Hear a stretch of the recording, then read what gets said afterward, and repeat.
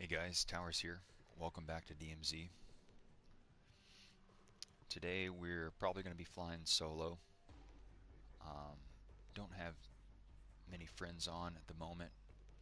Still figuring out who is on PlayStation Network and who's not among my friends list.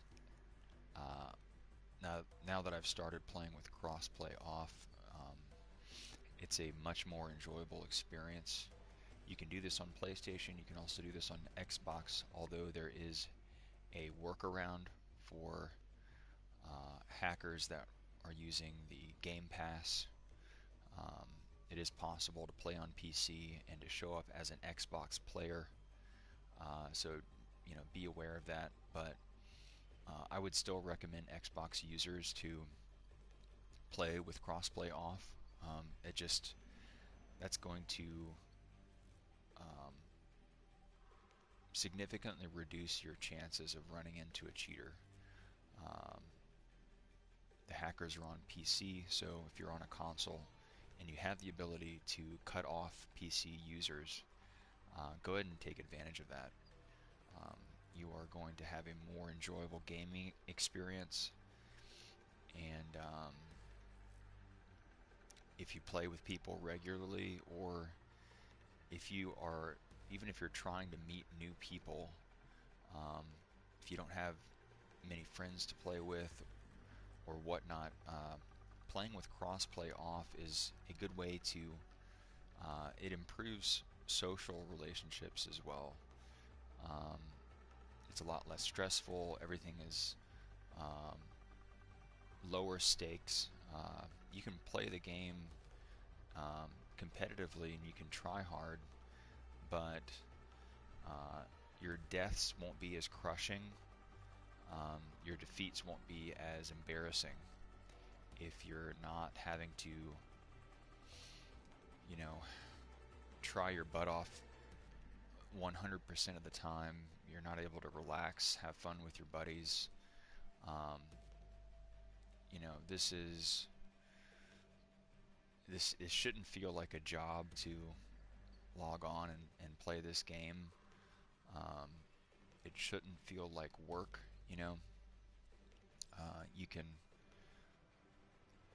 You can focus and apply yourself to the game, but it doesn't have to feel like a just a all the rest of your life may not be as doesn't have to feel like you're giving everything and receiving nothing. Um, like most of our responsibilities are in real life. Um, Things are not balanced, patched correctly IRL, but they can be in a virtual environment. Um,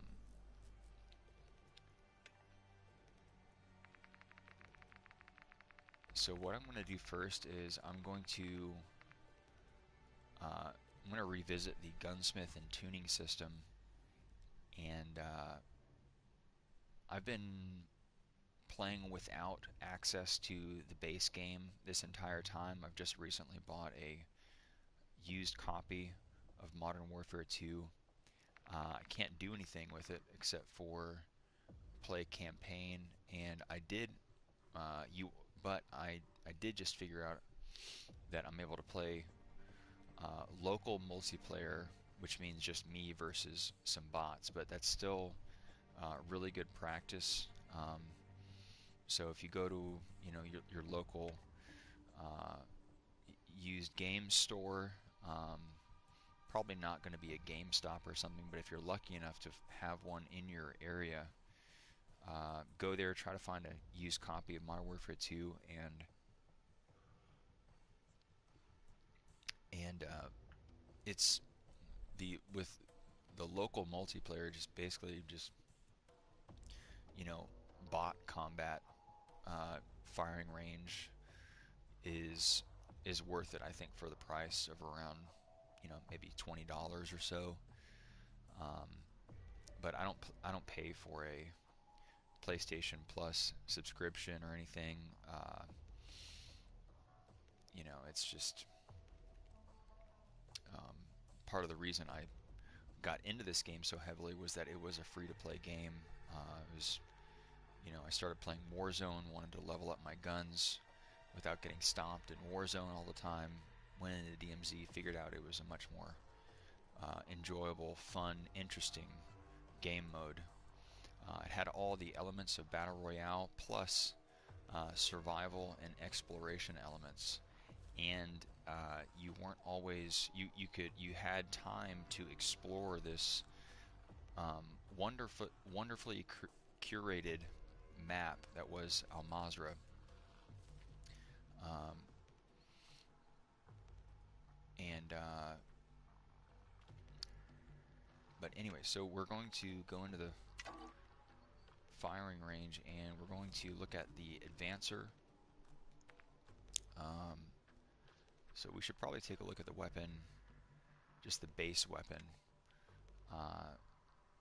So the first thing to know about the advancer is that it's a very high fire rate weapon. So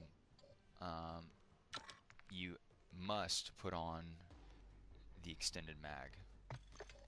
That is the very basic, it's, with any AR, this is important, but especially with a high fire rate AR or a high fire rate SMG, you need to put on the biggest mag possible without negatively impacting your weapons handling and mobility. But you don't really have a choice, even though it's going to take away from your movement speed, your ADS time, your reload speed, and your sprint to fire speed. You have to eat all that. You don't have any choice. It's impractical to use this weapon even at 45 rounds, but it's just not possible to use this weapon at 25 rounds. It's just, you're going to be spending more time reloading than you are hitting your targets. So you have to put a extended mag on there, and so you have to keep that in mind. You have to keep those debuffs in mind. There's on this weapon, there's not much you can do to, if anything, to improve your movement speed without taking away from the accuracy characteristics of the weapon. So that's pretty much a write-off. But we can. But what I want you to pay attention to is,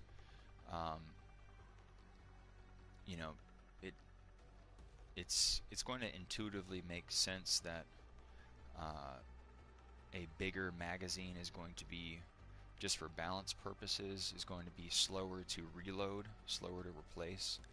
So the reload quickness negative debuff should be intuitive. But the two stats that are not as apparent are going to be the sprint to fire speed debuff and the aim down sight speed debuff. So you have to understand that just with your first basic attachment, your 60 round mag that you have to have on the magazine, you're going to be getting a slower ADS time, and you're also going to be getting a slower the time it takes you to start firing the weapon from a sprint or attack sprint is going to be slower. So you have to take that into account when you're putting on other attachments, and if you choose to go with any sort of tuning. So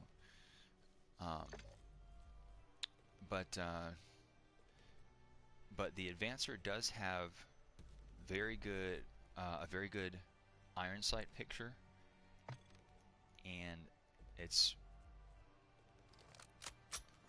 maybe the second best in the game, maybe the best depending on your preferences, but the Advancer and the TAC-56 have the best sight picture just by default, just with the irons. So you do not need to put an optic on there and furthermore, you should not put an optic on, because any optic that you're going to put on is going to slow this time down right here. So having no optic on the gun, and right now we don't have anything else except for the magazine on the gun,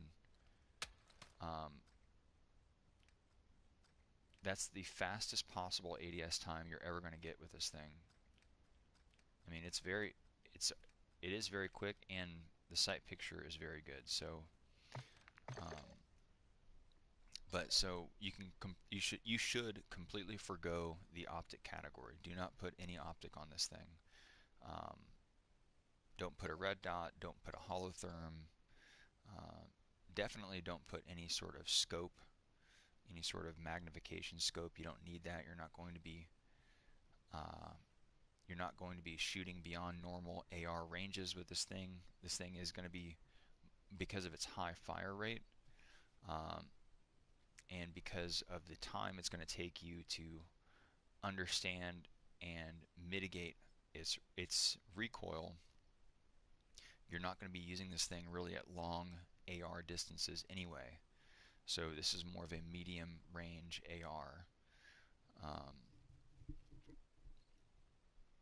You really want to be operating in that sweet spot of the mid-range of ARs with this kind of weapon. So we have our large magazine. Now, what is the next thing that we absolutely need on this weapon? Well, we have all this damage.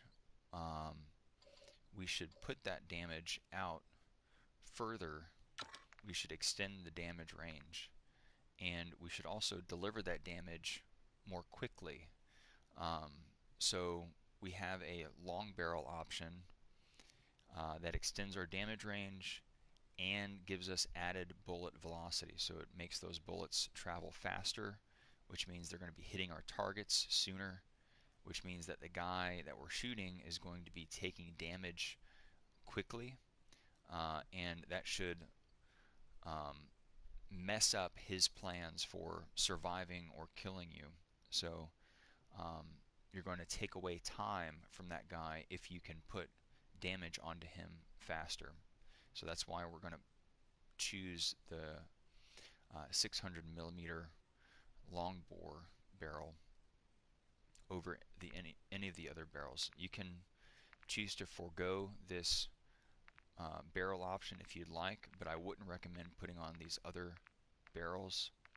I'd recommend just saving the attachment slot for something else. But I do believe that this way to build the Advancer is going to be the best way that I'm going to show you here. So now that we can extend that damage out further and deliver the damage faster, we need to find a way to more accurately deliver that damage. So what we're going to do next is we are going to put on a muzzle device, because that will help us to control our recoil, which means that the weapon will be more accurate overall. And that means that we will have, now that we have more ammunition at our disposal and the ability to deliver that ammunition quickly and efficiently out to, now that we've extended our range, we can use that ammunition more wisely by making the weapon more accurate. So this is, not only are we, we're delivering more, we're basically going to be delivering more damage, and we're going to be doing that economically. So every bullet that we've just put on this thing, every one of these 60 rounds that we've just equipped on this thing, they're going to be more economically distributed. So that's important in a game like this, because you don't have infinite ammo. You have to, even your ammunition is part of your inventory management. It's not just the items in your bag, like, armor plates and things like that. It's the your inventory management extends to your ammunition count too. If you can't deliver any damage because you're out of ammo, um, you are going to die. Someone else is going to deliver damage onto you, and the sooner you can eliminate a threat, the sooner that you stop taking incoming damage. Um, so we're going to add a muzzle device after we add our barrel and after we add our um, magazine to make the gun more accurate. Uh, so a lot of people run suppressors. They think, oh, I want to be quiet when I shoot. The suppressor adds damage range and bullet velocity. Why shouldn't you choose a suppressor? Uh, well, the suppressors are going to take away from your handling and mobility pretty seriously, especially if you choose a very heavy suppressor like this one, the D20. But even if you choose a lighter weight suppressor, that negative impact you're getting to your mobility and your handling, uh, that is to say, how quickly you can move with the weapon and how easy it is to actually deliver damage with the weapon. The trade-offs are too serious. The risks outweigh the benefits, and so what we're going to do is we're not going to use a suppressor, but we are going to use a muzzle device of some kind. And really the only type of recoil that you need to be concerned with is horizontal recoil control. And that's because you already expect to be um, for the weapon to be kicking up in a vertical fashion when you're shooting.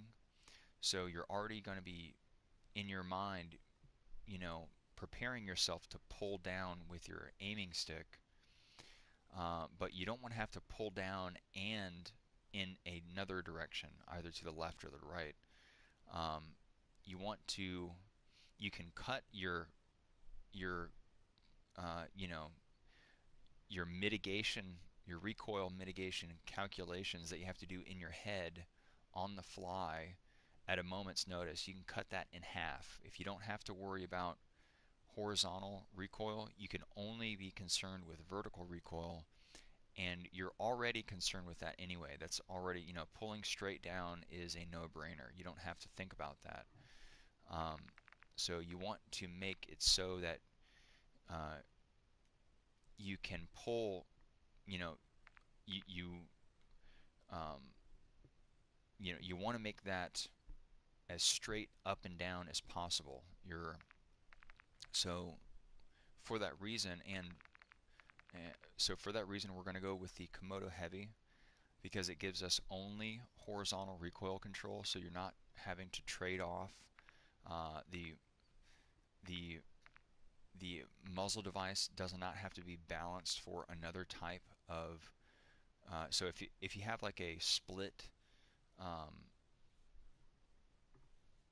if your recoil control is split between the vertical and the horizontal on one attachment, like for example this Crown 50 gives you horizontal and vertical, you might think, oh well, that's great. I want both kinds of recoil control.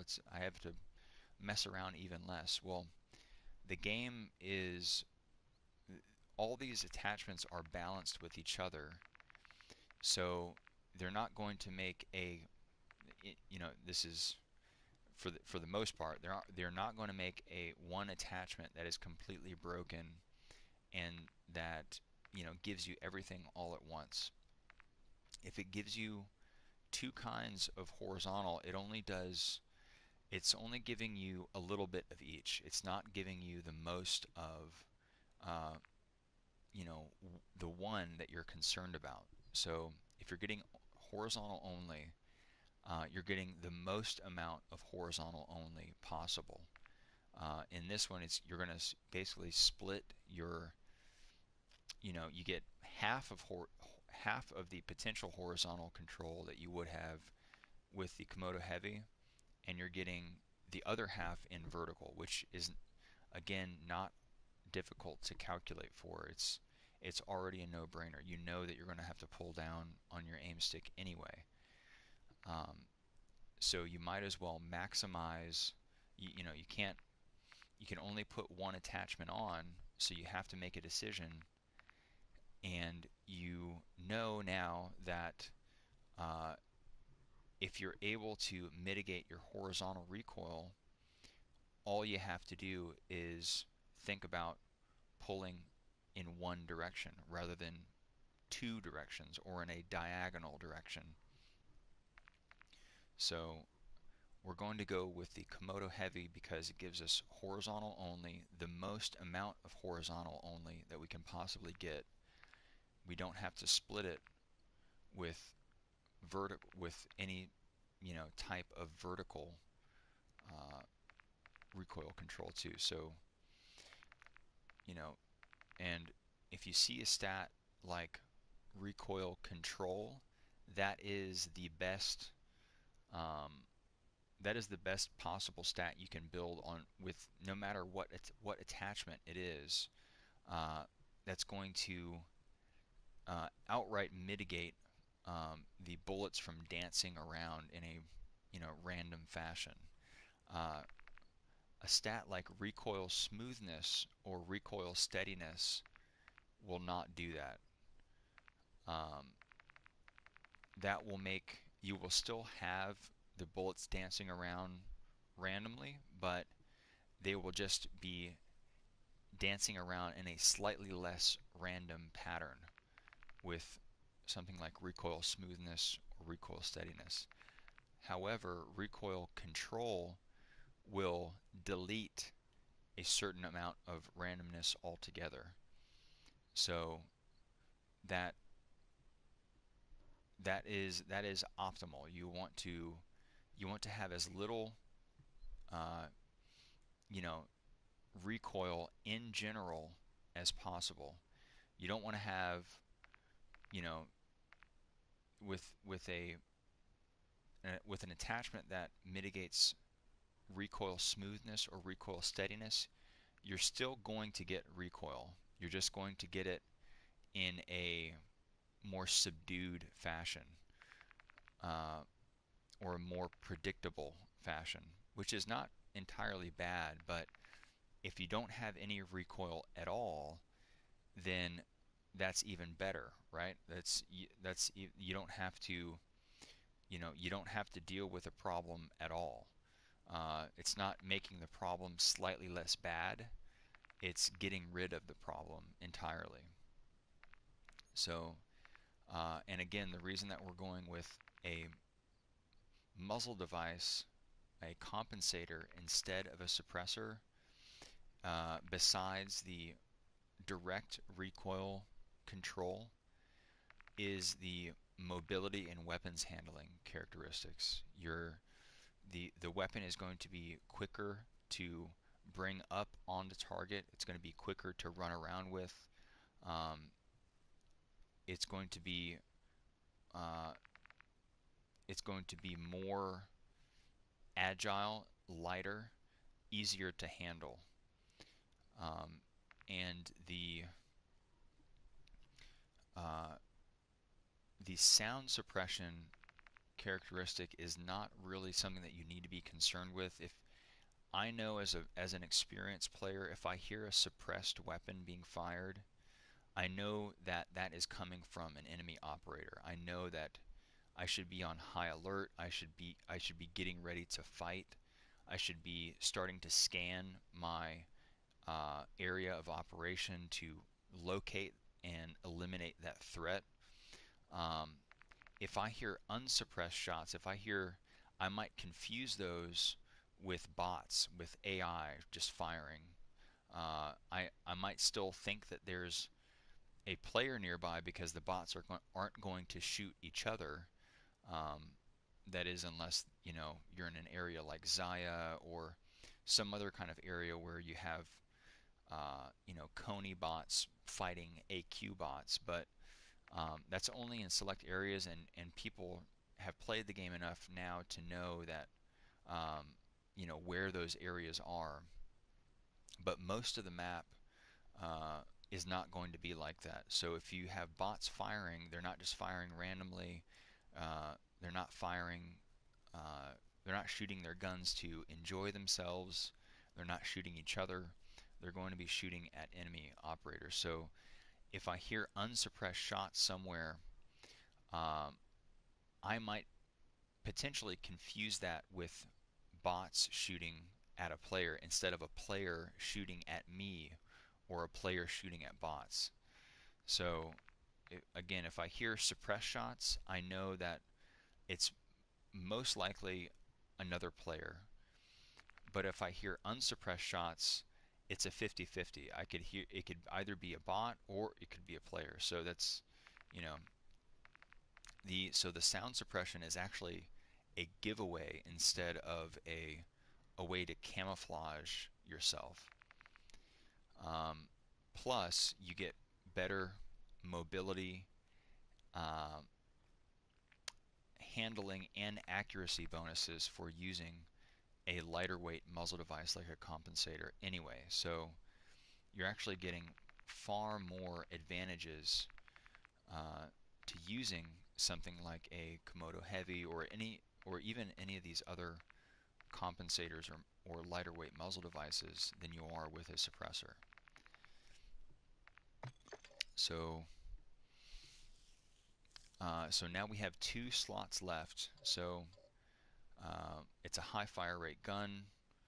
Um, we're going to need as many um, usable bullets as possible. So for that reason, we need to put on the 60 round mag. We want to uh, efficiently deliver and make those rounds more effective. So basically extending our uh, damage range by putting on a longer barrel, and we're going to increase or rather decrease the time it takes us to deliver all of that damage with added bullet velocity. Then we're going to deliver those rounds more economically, um, and we're going to make the weapon more accurate by mitigating the only type of recoil that we should be concerned with, which is horizontal recoil um, with a muzzle device. And so now that we've put on 3 different attachments that all take away from our they all give us something, but they also have trade-offs too. So the trade-offs to all of these are going to be to our uh, mobility and handling characteristics. So putting these on will make the weapon, it will allow us to deliver more damage and allow us to deliver that damage more accurately. So these first 3 attachments are going to help improve our effectiveness and our accuracy with the weapon.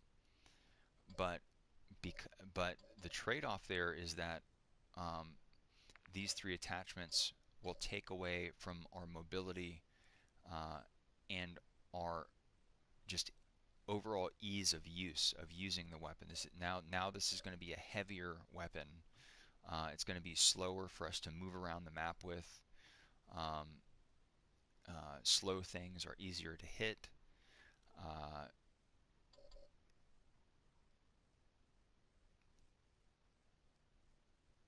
and so we're going to have to figure out a way to gain back some of that mobility and weapons handling. And the best way to do that is we've got a whole bunch of other categories here that we can try to figure that out with. But the single best way to do that is to add an ADS laser to an AR. And the best ADS laser, the one that's going to give you the most, is going to be the Oily 5. It not only gives you some of your ADS time back, it not only makes the gun more accurate by giving you aiming stability, but it also gives you sprint to fire speed. So it decreases the time it's going to take you to start actually shooting the weapon from a sprint or attack sprint. And these other ADS lasers are going to give you either one or the other, or both, but the Oily 5 is going to give you both and sprint to fire speed. Um, you know, uh, Canted is kind of probably a whole nother topic by itself, but we've already discussed the very good iron sight picture on the Advancer, and most people are used to looking down the sights of a gun to fire anyway. So canted is kind of a whole nother subject, and that's really it's it's not really a different play style, I would say, but it's a different aiming style that you would have to train on. There are advantages and disadvantages to using canted, um, but these are the only lasers that are that you should be concerned with on an AR because they are ADS focused. Um, Beyond a canted, you start getting into hip fire lasers, which you don't need at all on an AR. You don't need a hip fire AR. You will need a hip fire SMG because you're going to be using an SMG at the ranges that you would be hip firing with, but which is to say close ranges. But with an AR, you're going to be bringing up the AR, uh, getting a sight picture, and then shooting, because you're going to be using an AR at distances that you can afford to do that with. You can afford to take the time to go into full ADS at medium and long ranges. Your target is also going to have to sight in to be able to effectively deliver damage to you. Um, but in a very close range engagement, you don't always have that luxury, and you're going to be missing 100% of the shots that you're taking if you're not on target, if you're locked into ADS. So the OLE 5 laser is the AR laser of choice. Um, so we've basically gotten back some of those mobility and handling characteristics we've traded off to get accuracy bonuses with these other the accuracy and damage bonuses that we've gotten with these other three attachments. So we've corrected some of our mistakes, is another way to think about this, by adding an ADS laser, by adding a weapons handling booster onto the weapon. So we've got one attachment left. What should we take? Should we make the weapon even more accurate? Should we make it more mobile? Um, you know, we've only got one slot left, so and we've already got the optimal kind of combination of damage, accuracy, and accuracy, and we've found a way to regain some of that handling and that that that weapons handling that we've lost by adding accuracy and damage to the weapon. So, in my opinion, the most effective use of this final slot is to actually put on an ammunition type, and that ammunition type is going to be the AP rounds. Um, so with an AR, you're using an AR at medium or long distances.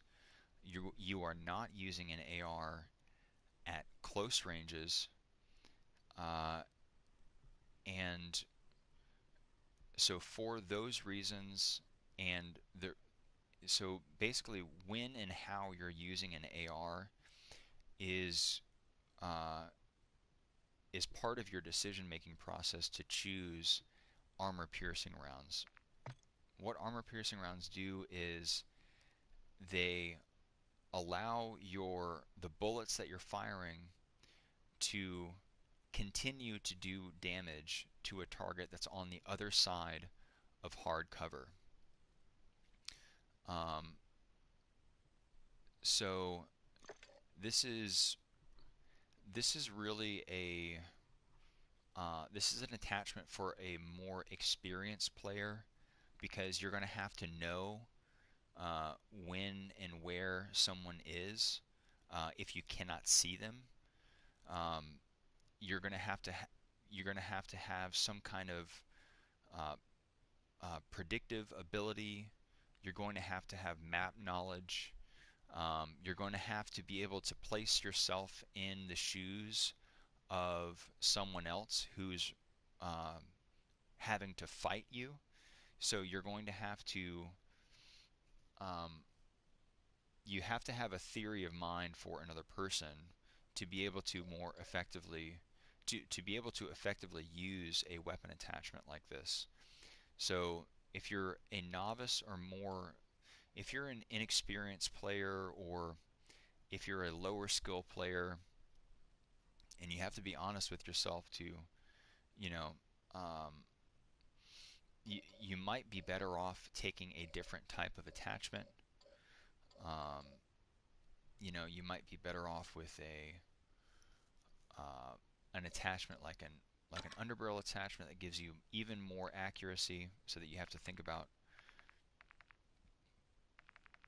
managing the recoil even less. But what we're talking about here is the optimal build for an experienced higher skill player.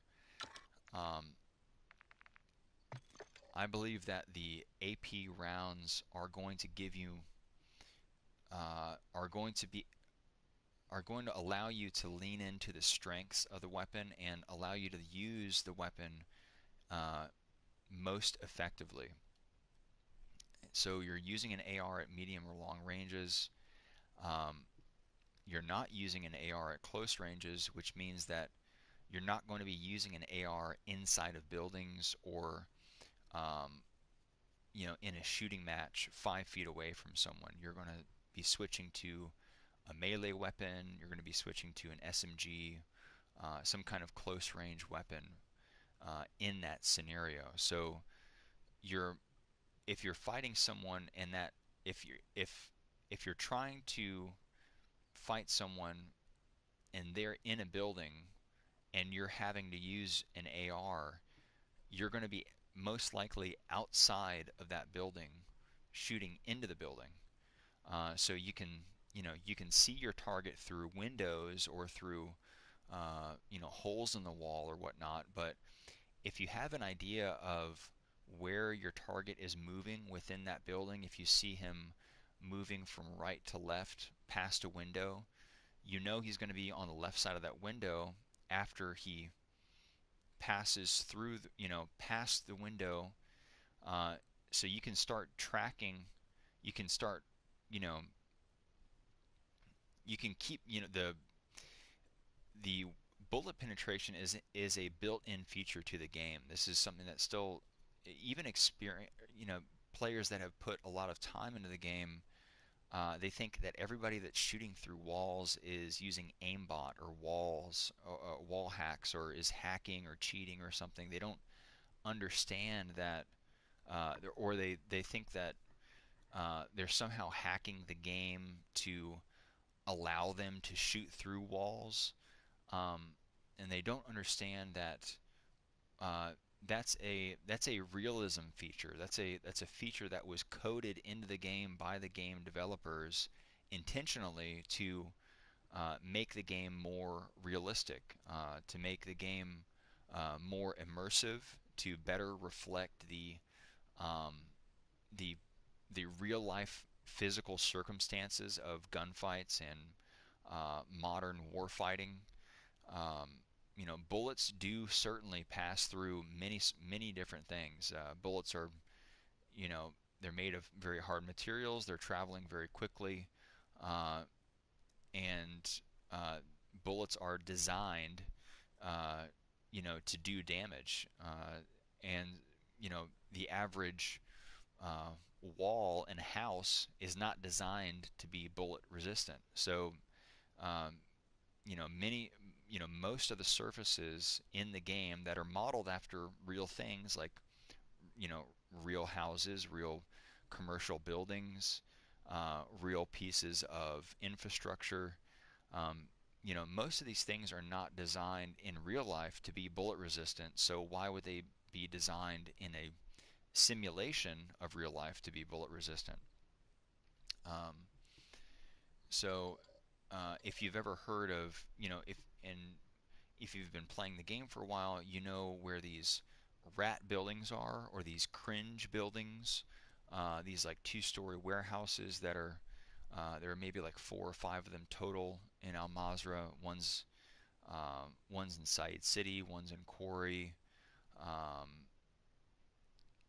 you know, uh, these buildings are they're infamous camping spots because they're bullet impenetrable. You cannot shoot through the walls of these buildings, presumably because they're made of dense metals or something.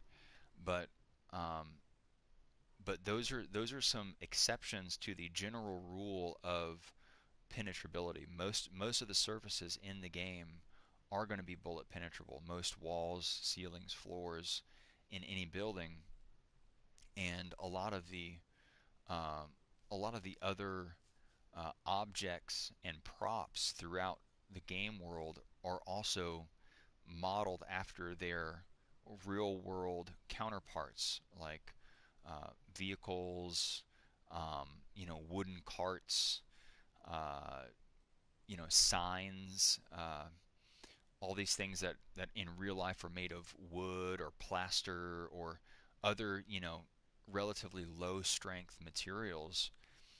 They're not going to withstand, you know, a bullet passing. They're not going to be able to stop a bullet. So so the game developers have intentionally modeled that into the game to be more reflective of reality. Uh, so anyway, so bullet penetration is a real thing. It's an intended feature. You should take advantage of it. Uh, if you play with proxy chat on, and you start being able to reliably hit and predict enemy movement in and around cover, you will be called a cheater. But that's really more of a compliment than anything, um, unintentionally, of course. But it's just you know, it's a three-digit IQ way to play the game.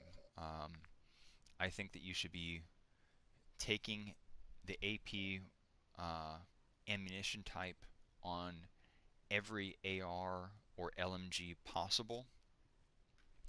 Uh, you know, you could even take it on snipers, but uh, in most cases, the high velocity ammunition type on snipers is more rewarding, um, because basically you don't have to calculate for another type of uh, accuracy calculation. You don't have to calculate for bullet drop and all of that as much.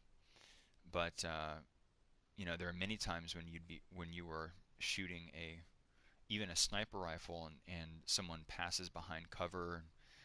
The shot doesn't register, even though it would have been on target, and it would have done damage. Um, But anyway, so the long and short of it is, this is right here is going to be um,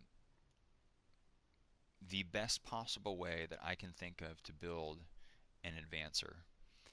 Uh, and everything I talked about here is also how you can approach building out other ARs and other weapons more generally.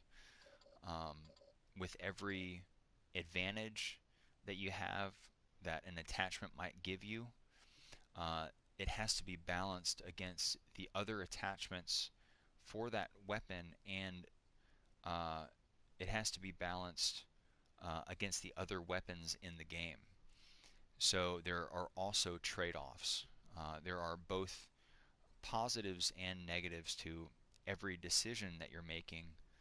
Um, that is, again, another intended feature of the game. The developers, uh, that is just the way to make a game fair and enjoyable.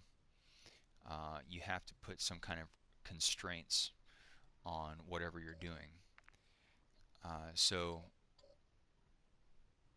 and the advancer it's a very fun weapon to use. You do have to practice with it to be able to control its recoil and to use the weapon effectively. But it's a very fun weapon to use, and the most fun part about it is probably its high fire rate, and it's very disturbing to be taking damage from a weapon like this as an enemy operator, because you just feel that you feel that the walls are closing in on you. The less and less time you have to react to incoming damage uh, is the greater probability that you're inducing some kind of panic in whoever you're doing damage to with a high fire rate weapon. So um, the using a weapon like this is it has a psychological effect on whoever you're using it against, because uh, if you have a very high fire rate weapon, uh, you're you're taking away time from whoever you're using it against, and the less time that they have to plan or react or whatnot is is going to affect their decision making. Um, so it's a fun weapon to shoot, and it's a fun weapon. It is not a fun weapon to get shot by. So you're gonna have a great time. The other guy is not gonna have a good time, and that's kind of the whole point of a fight. Um,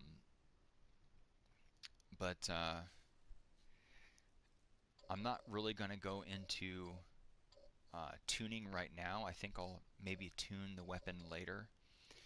But this is my current build for the AR, for the advancer. And I think what we'll do now to kind of show off the weapon is we'll go in solo, if that is, if I don't have anybody to play with, and it doesn't look like anybody here is on PlayStation Network, unfortunately. Um, but let's equip our advancer.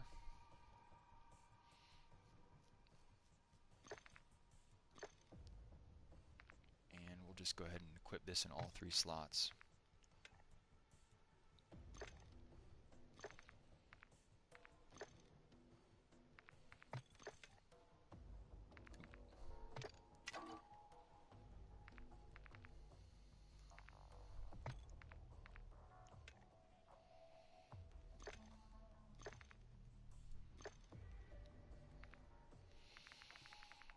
Okay.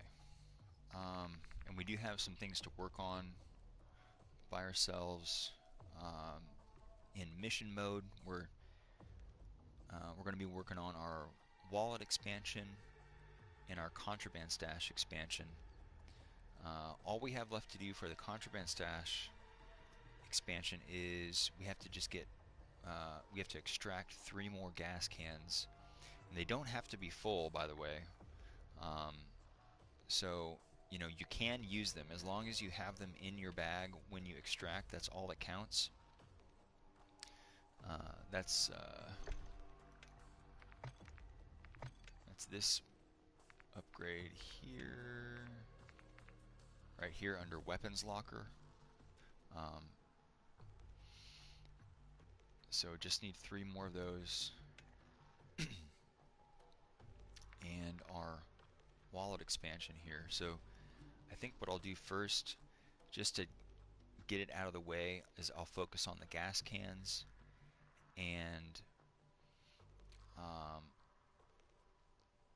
for our wallet expansion, we will need some more jumper cables, car batteries, and electrical tape. But the car batteries, like the gas cans, they're not going to stack in a neat little pile using up one inventory slot.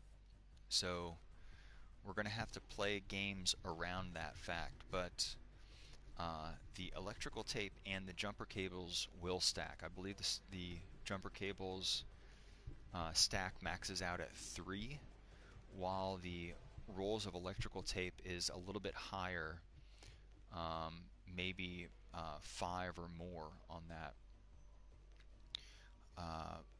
But what I'll do first is I'll just focus on getting 3 gas cans, and then, you know, picking up the odd roll of electrical tape or jumper cable as I find it lying around. And that's because, you know, you only have so many slots to work with. With a medium bag, just 3 slots gone that's only going to leave you 4 slots for armor plates and everything else that you'll need to survive the game. And you know, so that's going to be added pressure, especially for a solo. You only have the 1 bag to work with. You don't have any teammates to support you.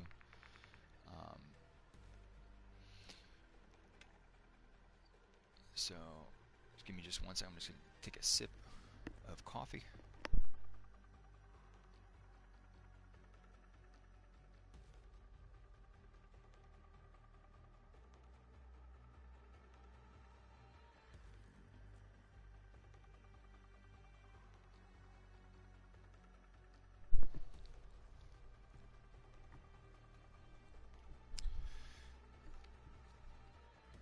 So, and we are also farming the fake AQ documents for the expose crown mission here that you can see on the right side of the screen. As long as I have that mission equipped, those mission items for that mission will spawn in the world, you know, wherever they're supposed to be, in a dead drop, whatnot.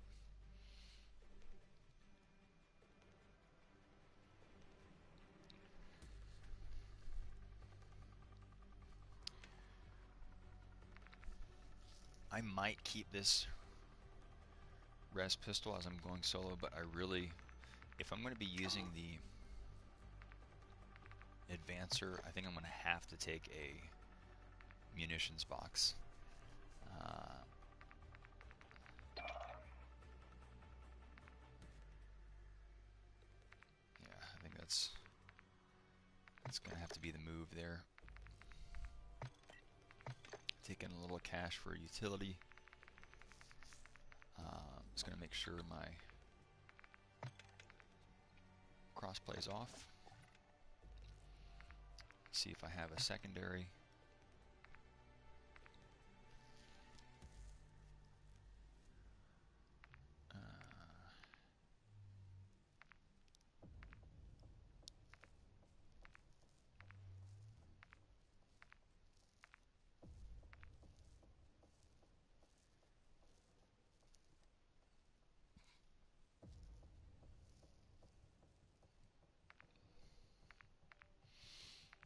I do have a couple secondaries.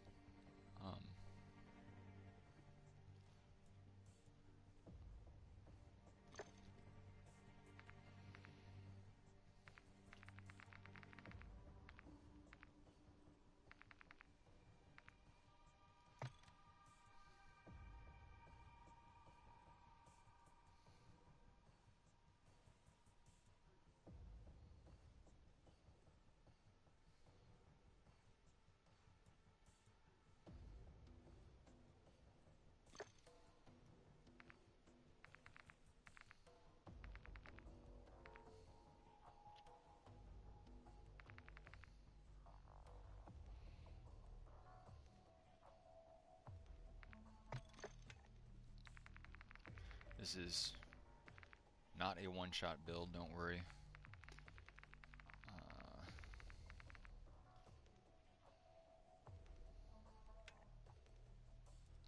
Okay, so we're looking for 3 gas cans to extract with.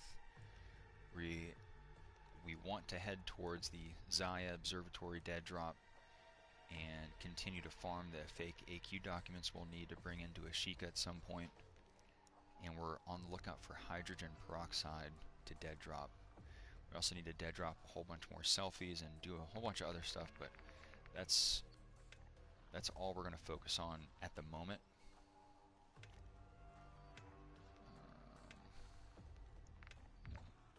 Let's do one more check here, and still nobody else with PlayStation only. That stinks, but that's alright.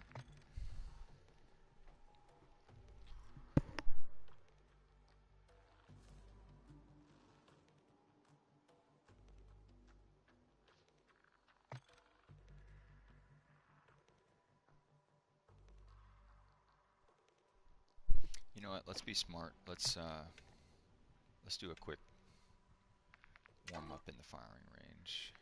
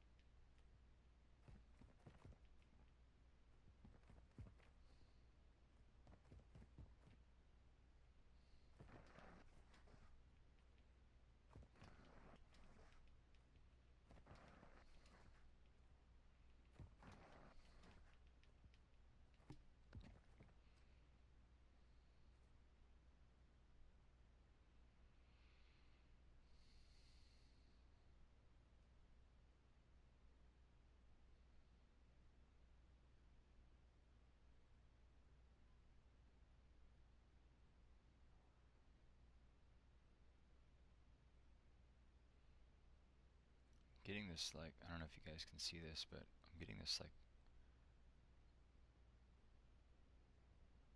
visual stuttering, this frame stuttering. Feels like it's like dropping frames or something, but I don't know if that's a system issue or an internet issue.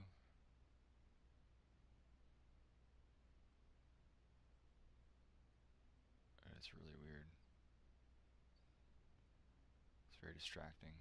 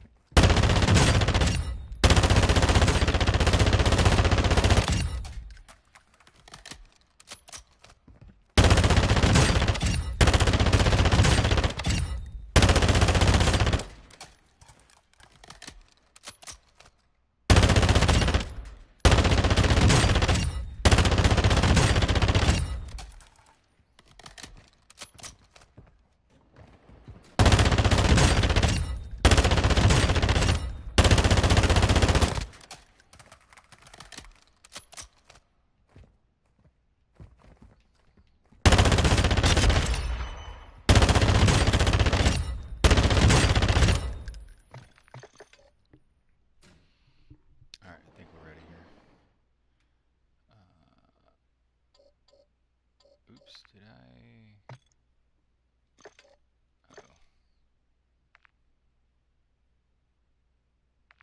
Oh.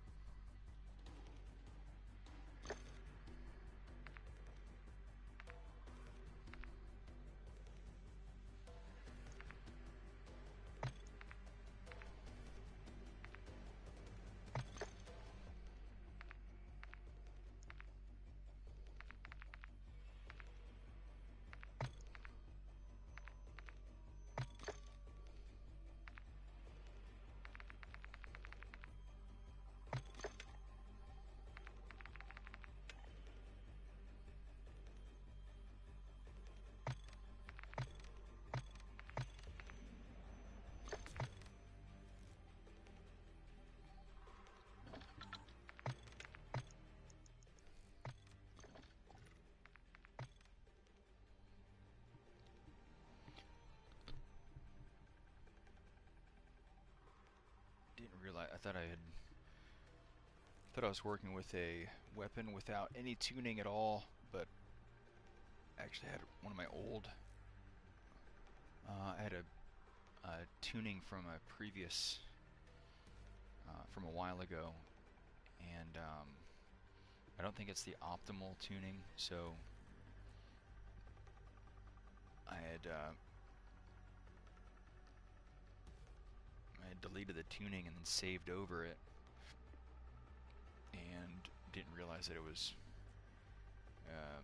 was a decent tuning. It was a good tuning. While maybe not optimal, it was still better than no tuning. I got worried for a minute, but I realized that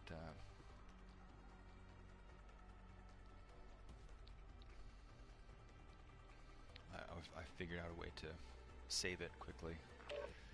But we're going to try this without any tuning at all, just to see and feel what it's like if I were to have to build this out at a workbench from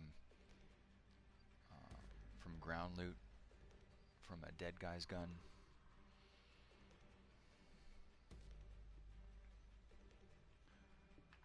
Just gonna see. Wait, that was actually really quick.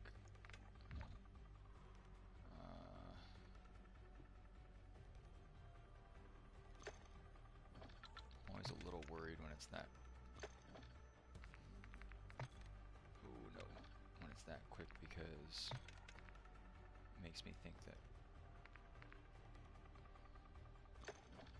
crossplay is on still.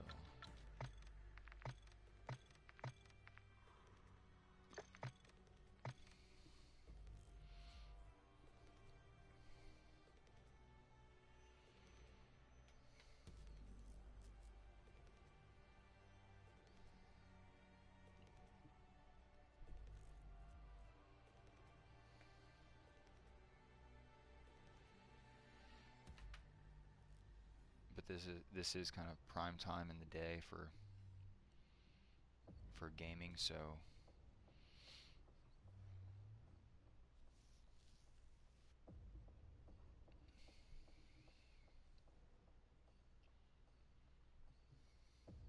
queue time should be okay.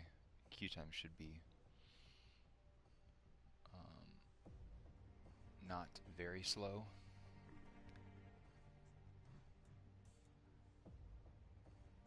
Yeah, queue time should be okay here.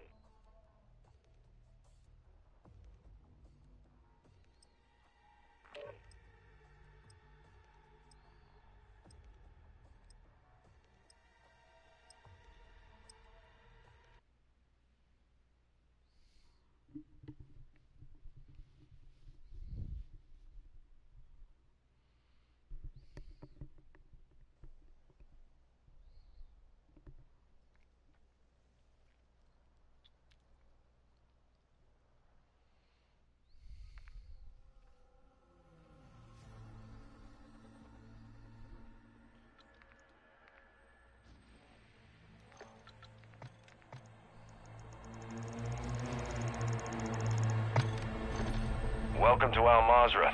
Explore, secure intel, and loot to gain access to new missions. Enemy threat is high, so expect contact.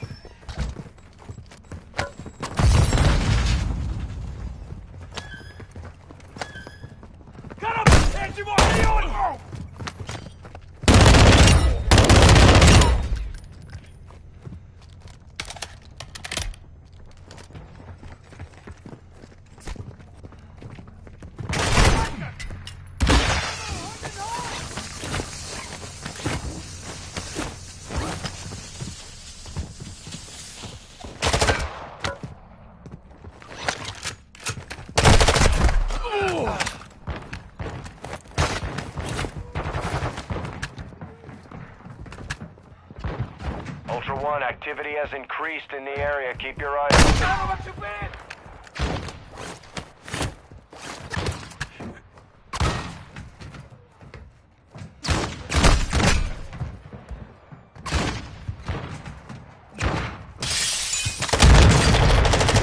Mark the target. Mark the target.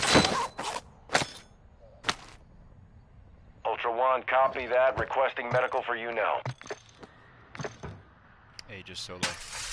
I'm back online. Say again?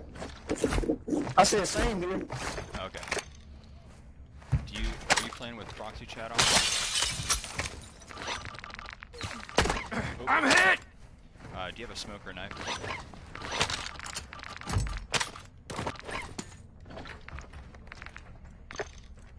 I'm on party only, by the way. I think you're getting sniped from 7.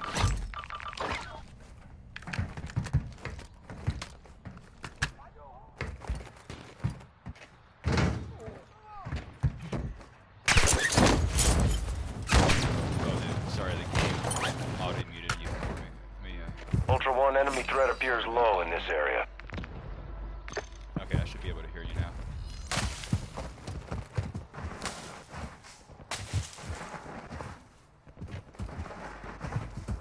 If you have a knife, drop it for me. I'll glitch my tactical vehicles out. Throwing knife here. Thank you. Vic on me.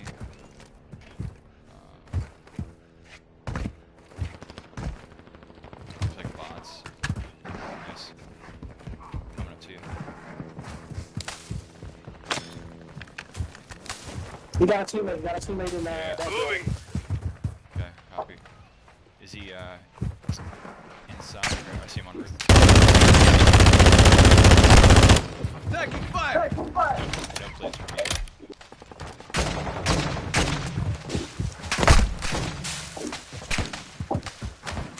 Still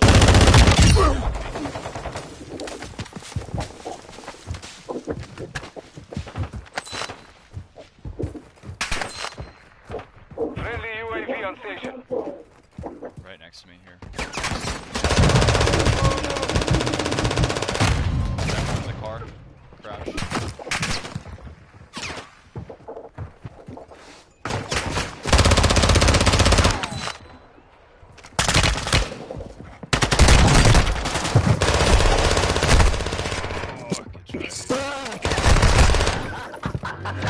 Damn it, man! I tried to slide, and that's what slowed me down. Is that I tried? Slide. Yeah.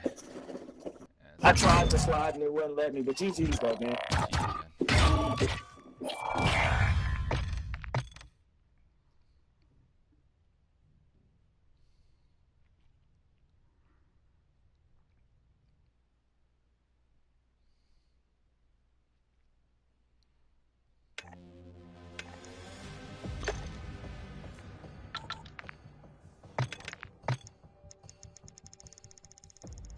Even when you're PvPing, guys on crossplay off seem to be just a lot more respectful and friendly. I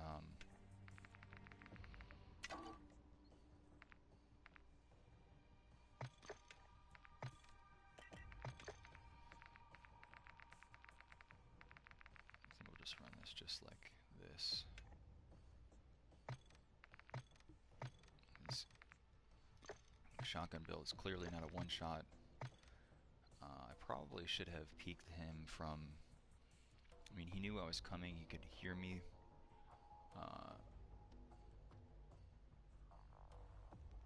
Probably should have peeked that from the stairs instead of jumping through the window, knowing that it wouldn't be a one-shot. But he was either one or two plated, and that, even at that distance, I mean, right there, we couldn't have been more than 5 feet away from each other, 6 feet away. That shotgun is still not a one-shot, so he may have been just 1 HP, but probably just should have throwing knifed him, knowing that that one shot wasn't or assuming that he was fully plated, not 3-plated, but fully plated.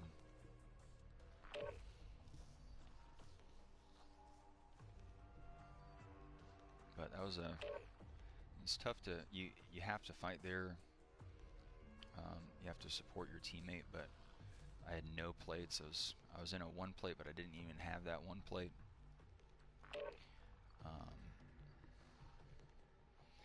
That was a misplay all around from me. Could have played both of those fights a lot better.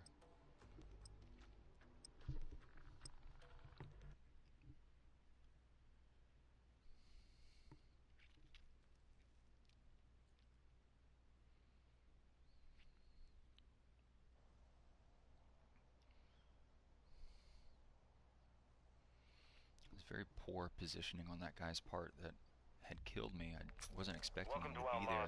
Exploring, looting, and securing intel will open access to missions and targets. Expect resistance from local forces and watch for other operators in the AO.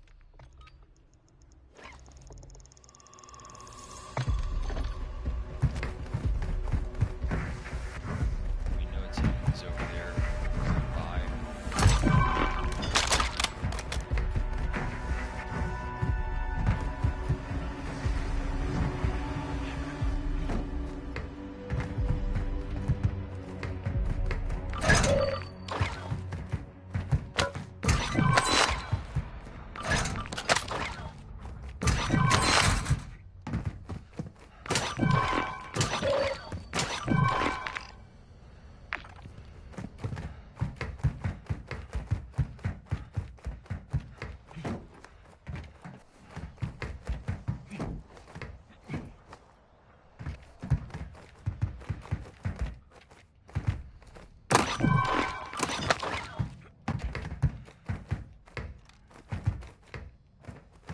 Ultra One, deliver cash at a dead drop to improve weapon recovery time.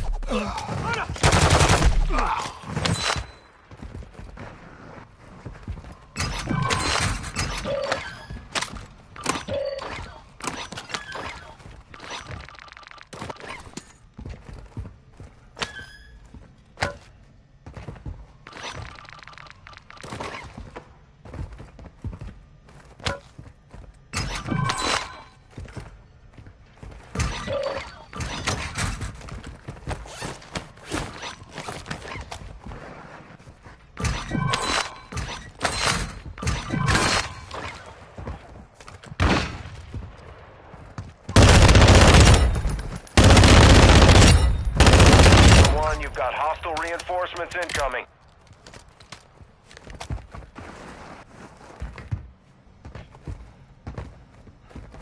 Ultra One, activity is increasing near your location.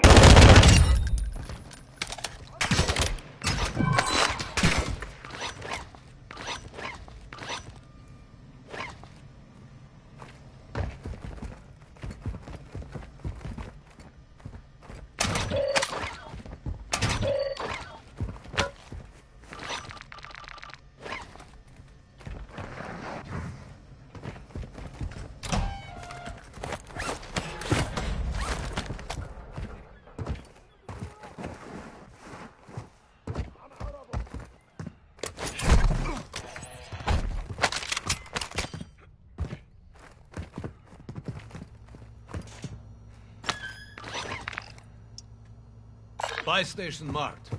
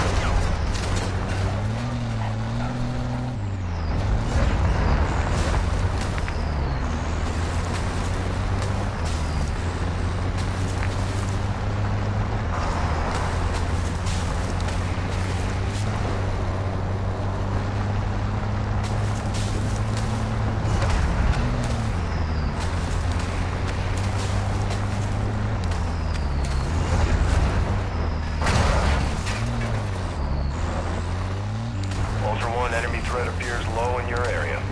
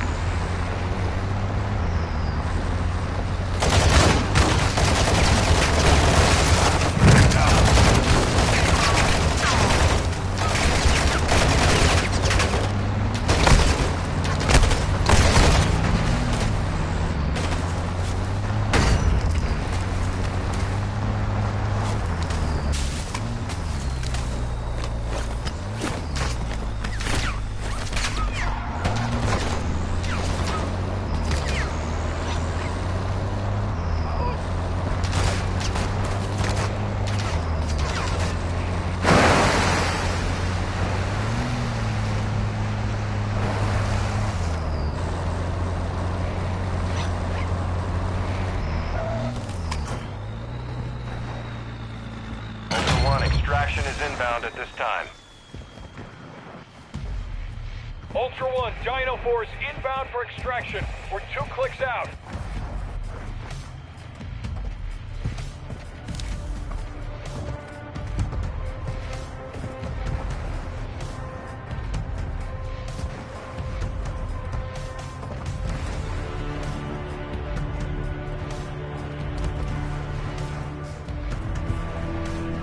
Ultra One, we have visual on the LZ. Keep it clear.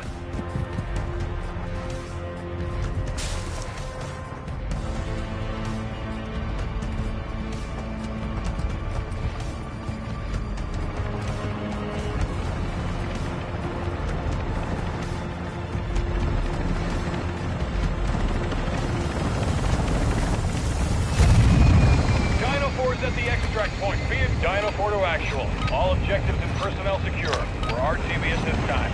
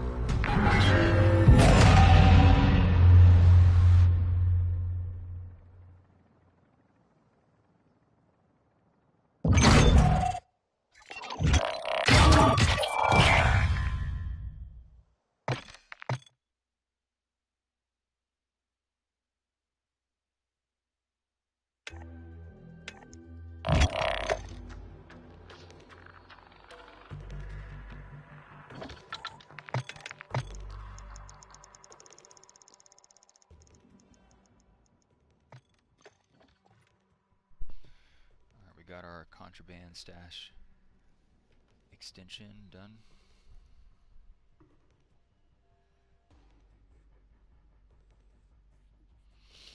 So now we can just focus on our wallet expansion.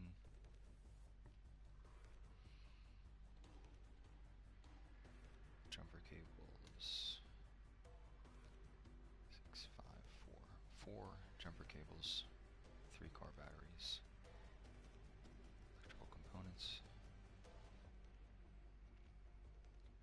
Car batteries, jumper cables. Electrical. Hydrogen peroxide.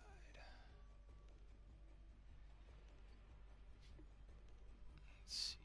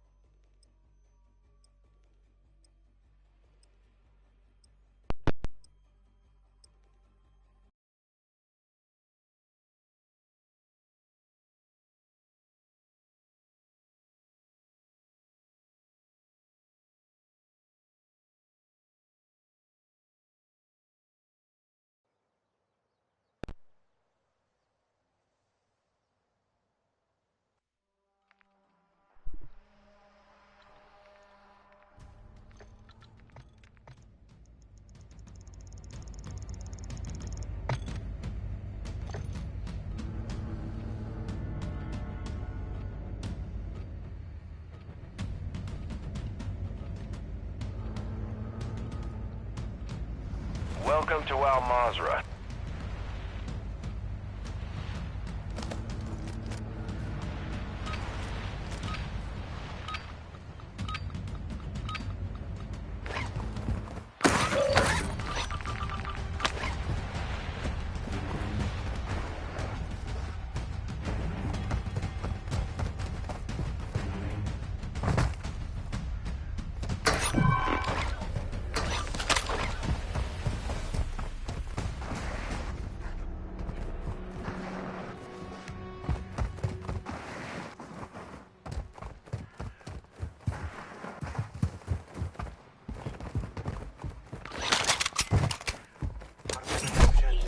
Ultra One, depositing cash at a dead drop will fast-track your weapon recovery.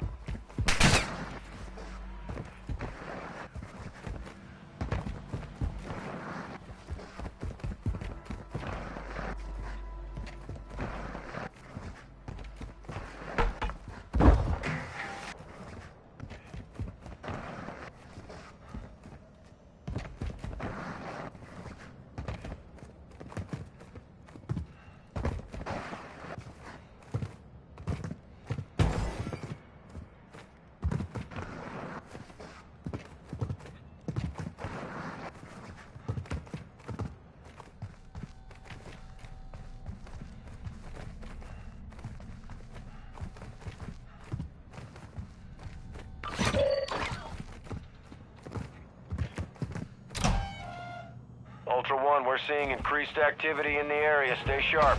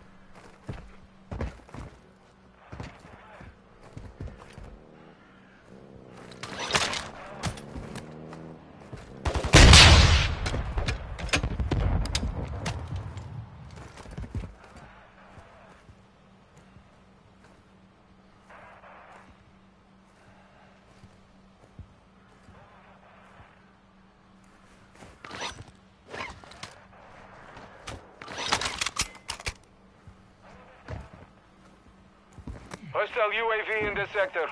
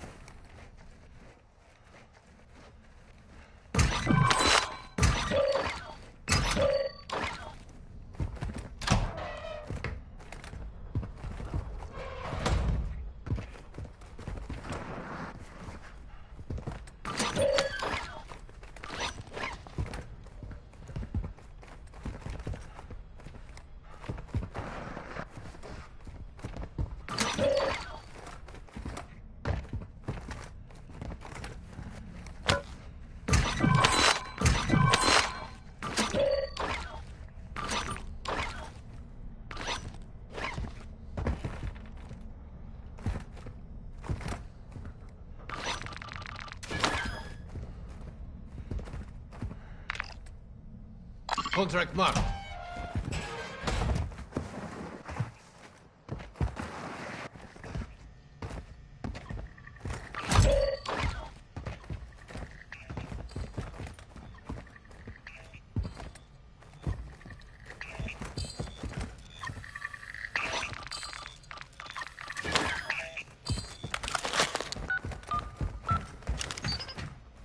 Ultra One, secure the hostage located on your TAC map.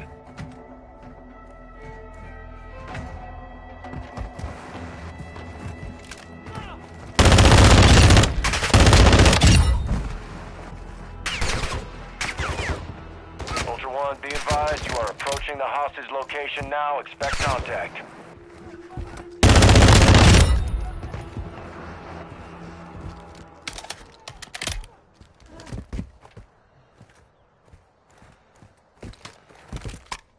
Ultra One, the hostage is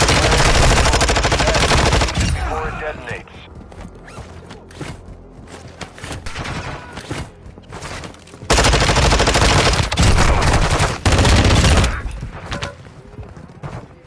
Over here! Help me! Please! I'm over here! Help! شكرا يا عسكري يعطيك ألف عافية. Ultra One, explosives disarmed. Proceed to an extract point with the hostage. Ultra One, exfil helo is inbound. Get that hostage to the designated LZ.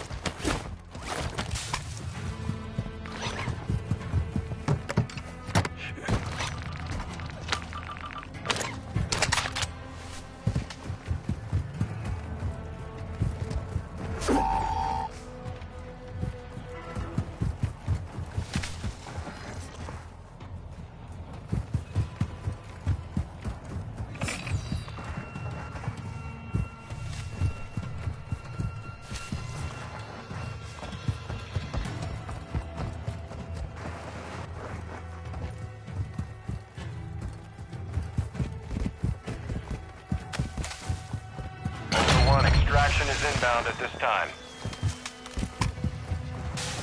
All Ultra, Dino 4's inbound for extraction. Be with you soon.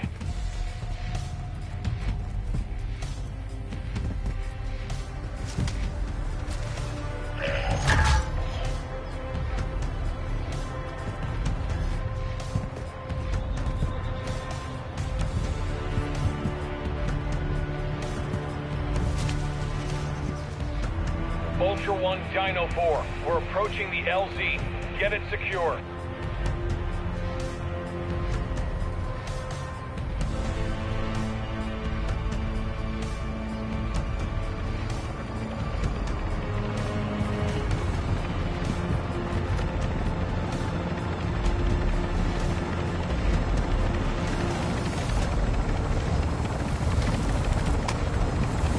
Ultra One, Dino 4, we're standing by. Get to the extraction point now.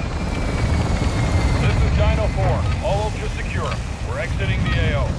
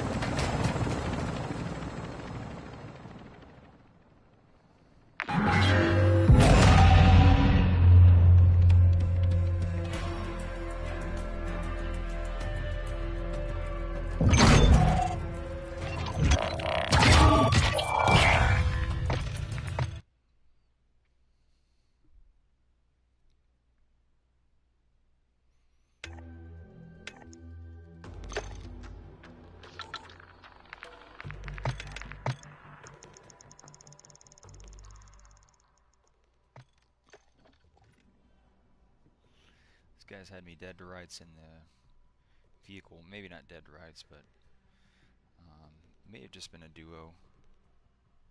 One pilot, one sniper. I don't know why they didn't chase me while I was in the car.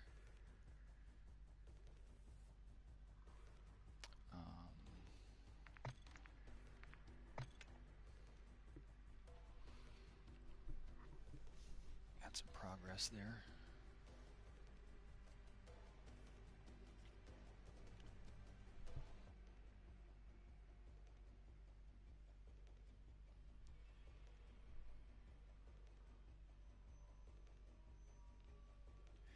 One more cable, one more battery.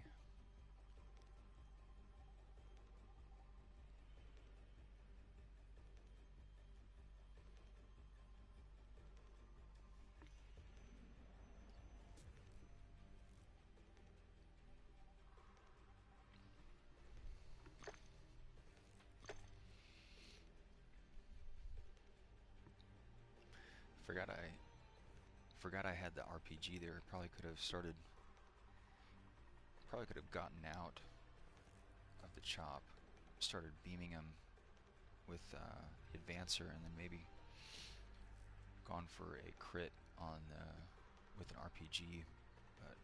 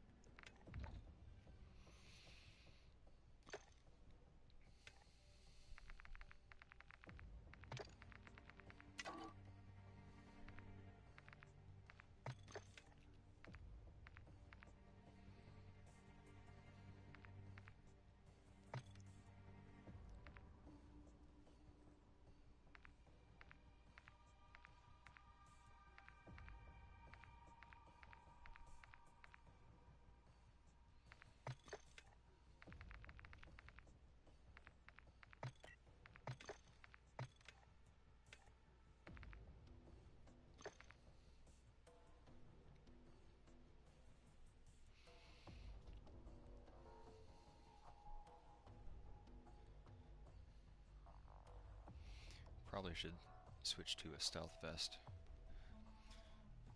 Running solo.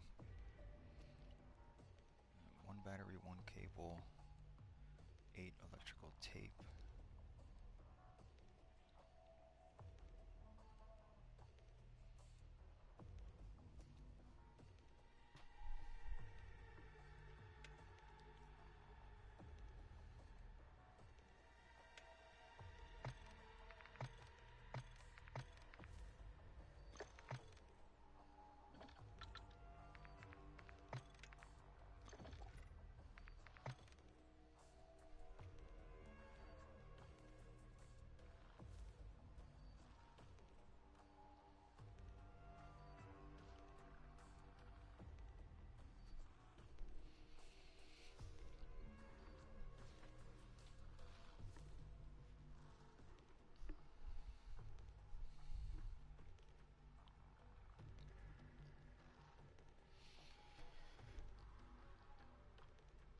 You really don't want to be running around with less than 9 armor plates in your bag. You really have to dedicate 2 slots in your bag to armor plate at the bare minimum.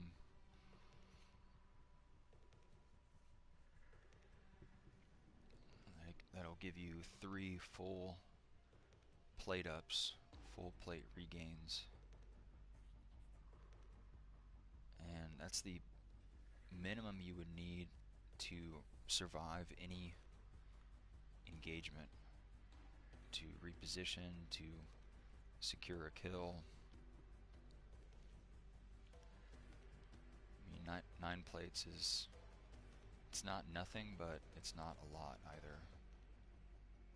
If you're looking for mission items, you can't have a bag full of mission items and no armor plates. You're not going to be able to get those mission items out of the game.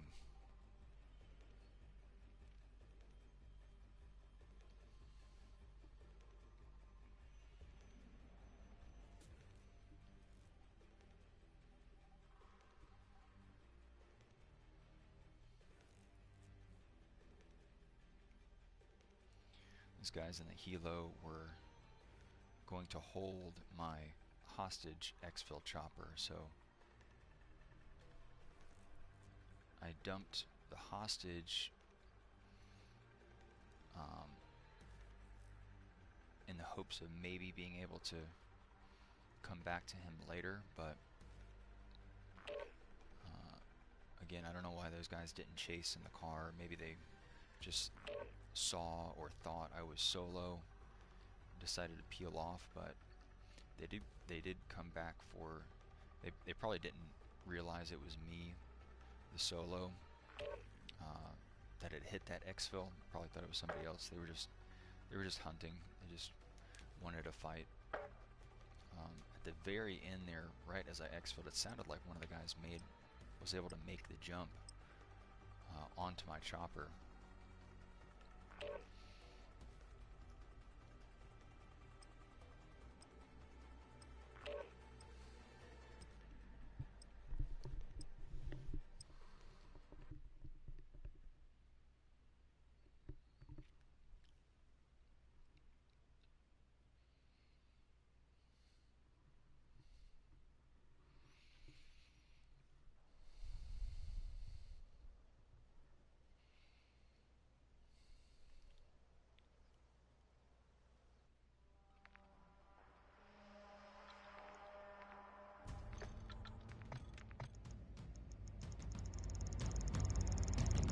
Welcome to Al Mazrah.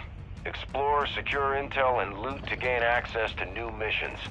Enemy threat is high, so expect contact.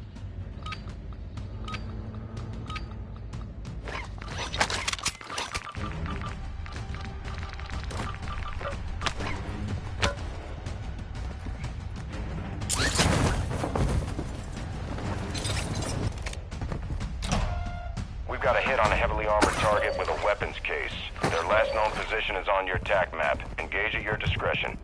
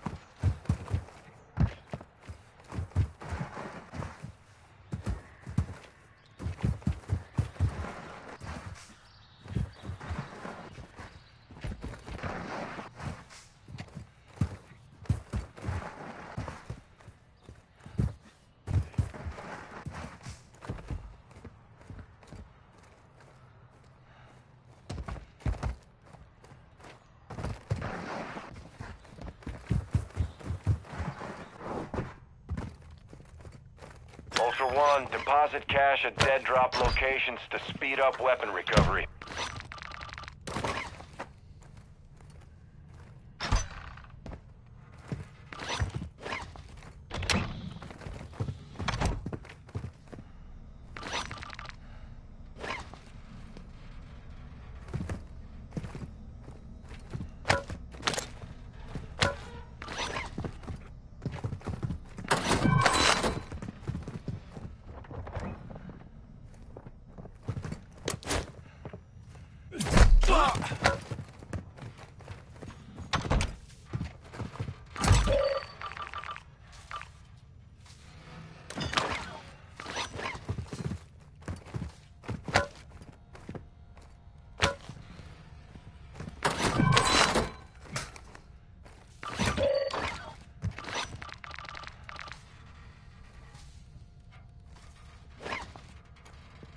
Ultra One, you've got hostile reinforcements incoming.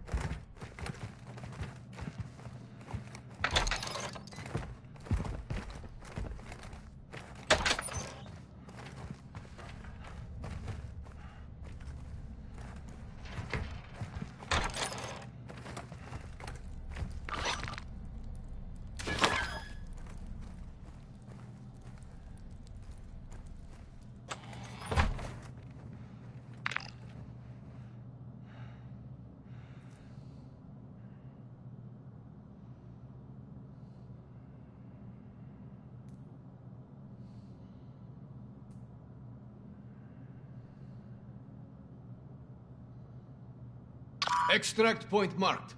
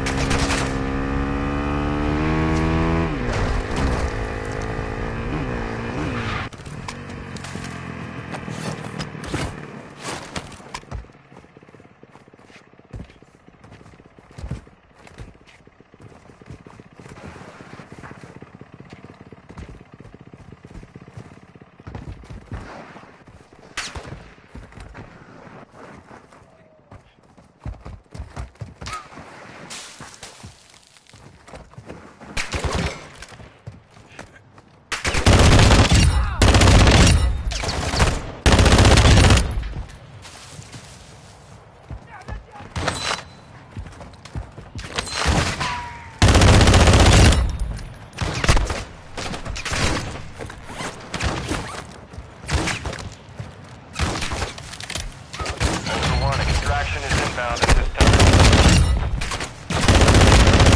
Ultra One, Dino 4, inbound for extraction. We're 2 clicks out.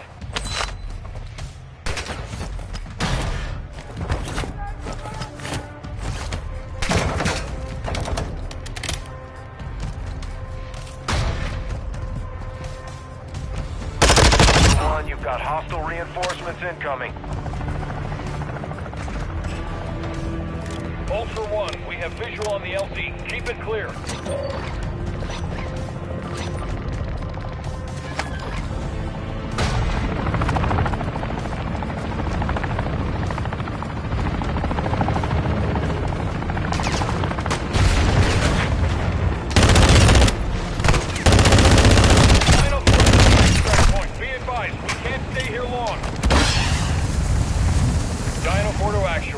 Objectives and personnel secure. We're RTV at this time.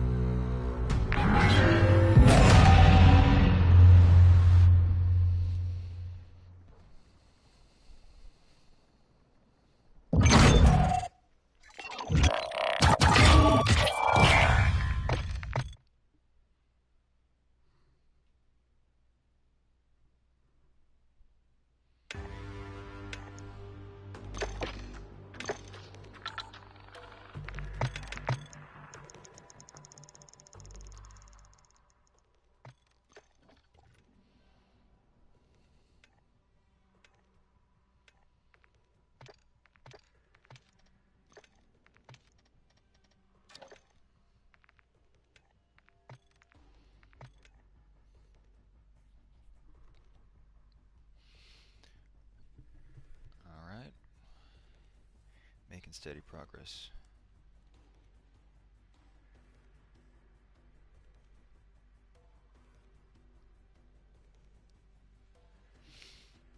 Alright, now it's easy just to focus on the electrical tape. It's only gonna take up 1, maybe 2 bag slots maximum, but hopefully we can stack a roll of... We can stack 7 rolls here.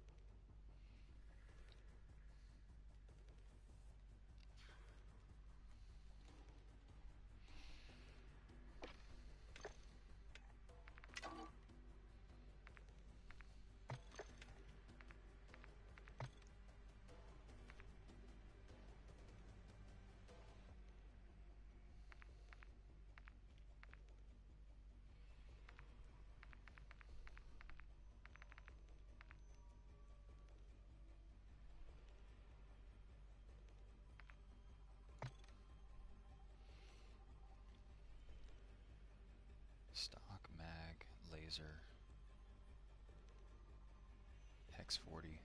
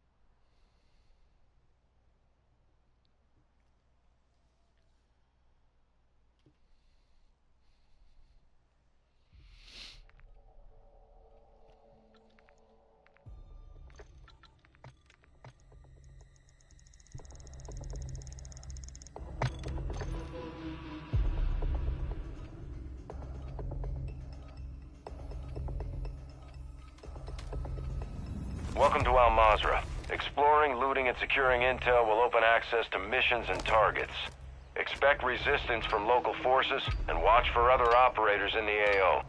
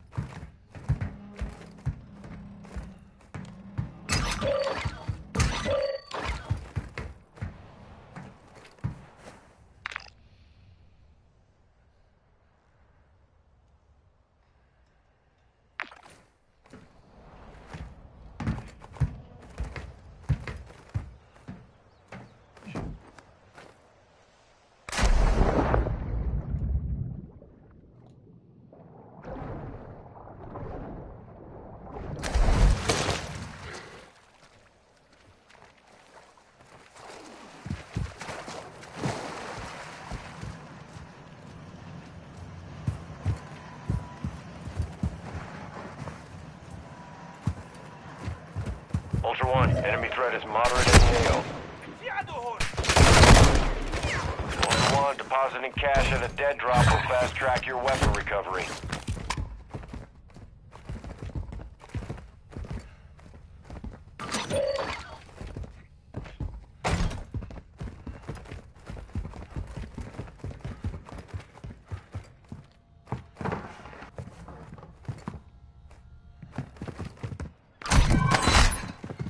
Ultra One, you've got hostile reinforcements incoming.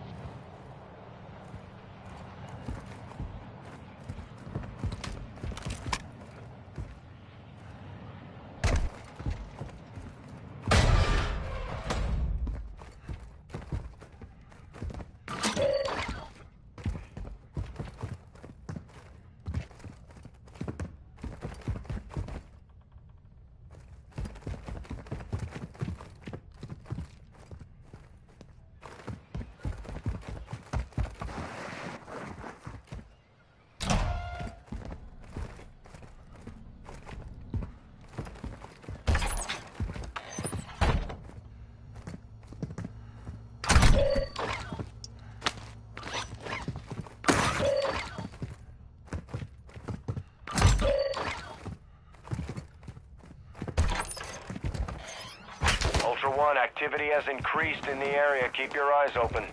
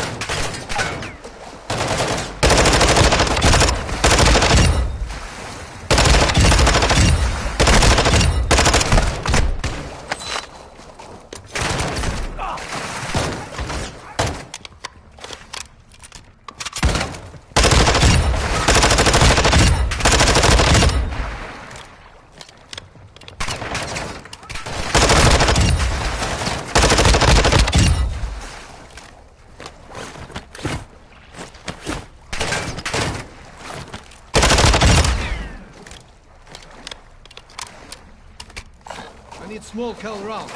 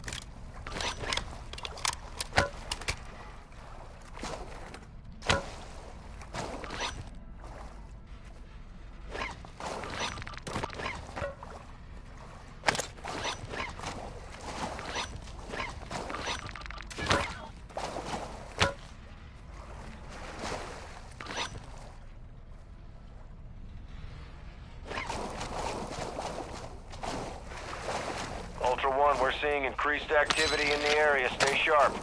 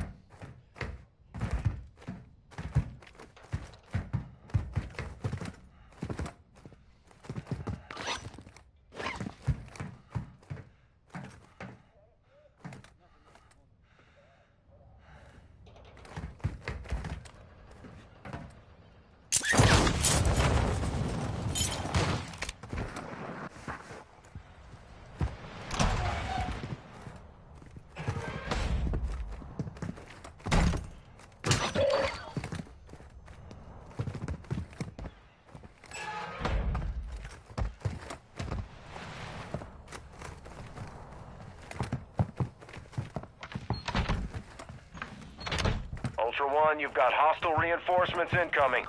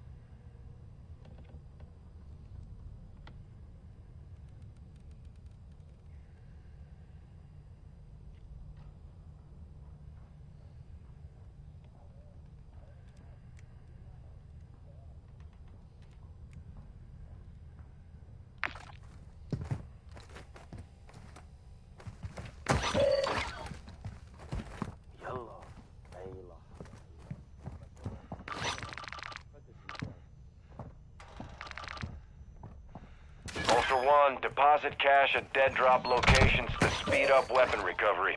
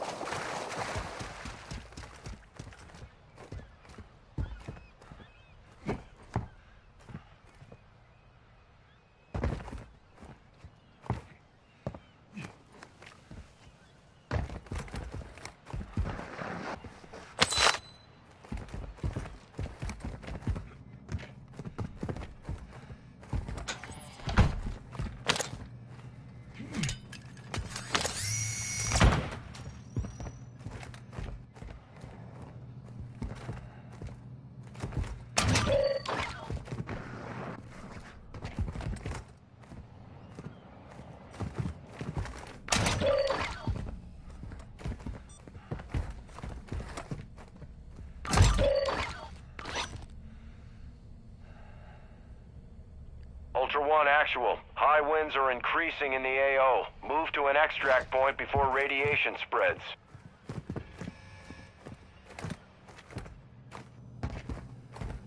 Ultra One, an enemy squad is after your loot cache. They're tracking your location. Expect contact.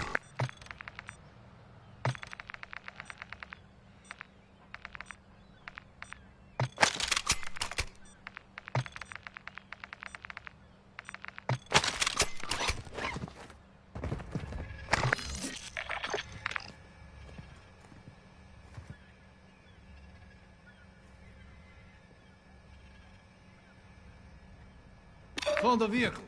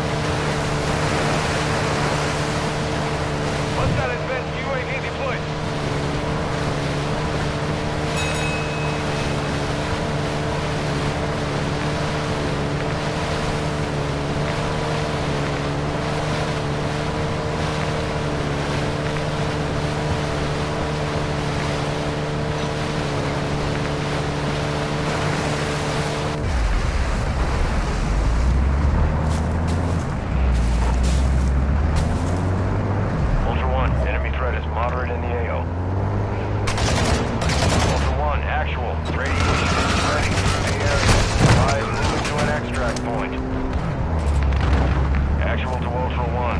ISR confirms the warlord Al-Nar, codenamed Pyro, is near your location. Ultra One, you have enemy operators incoming. Prepare for contact.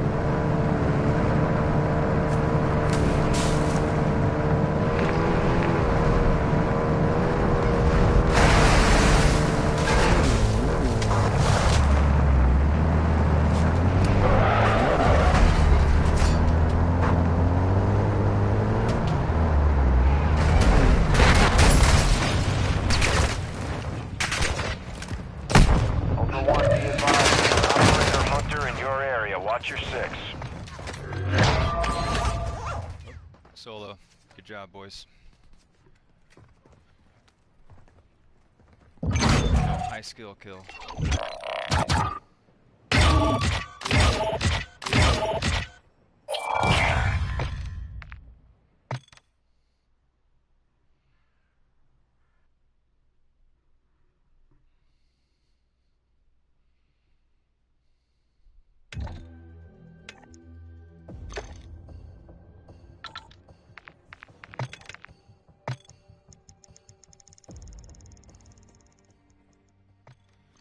Didn't really have a play there.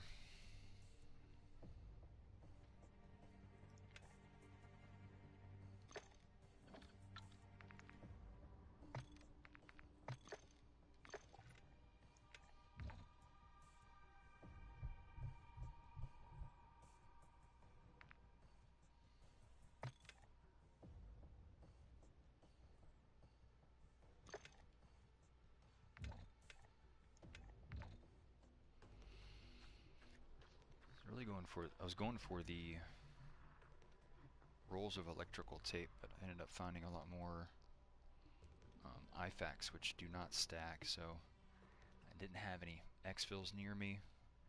I may have taken one once I got that third IFAK. I think I only needed 4 total. Yeah, it's 4 total.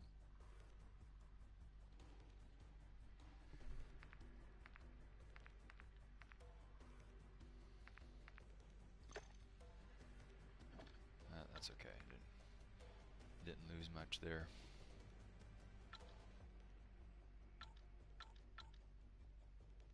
Didn't really want to hole up in a building. I saw they were in a Hummer. I knew I didn't have a speed advantage. Maybe could have switched to an armored boat, but I also didn't want to put my back against a wall and hold the edge of the map. So I don't know. I don't really know what I could have done there.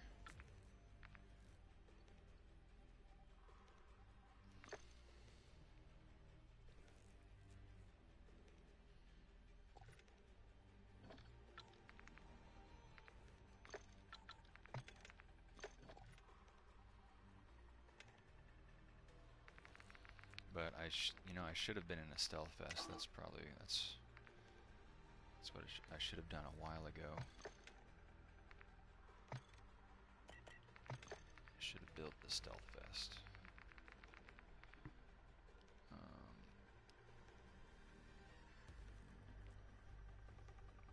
Let's see.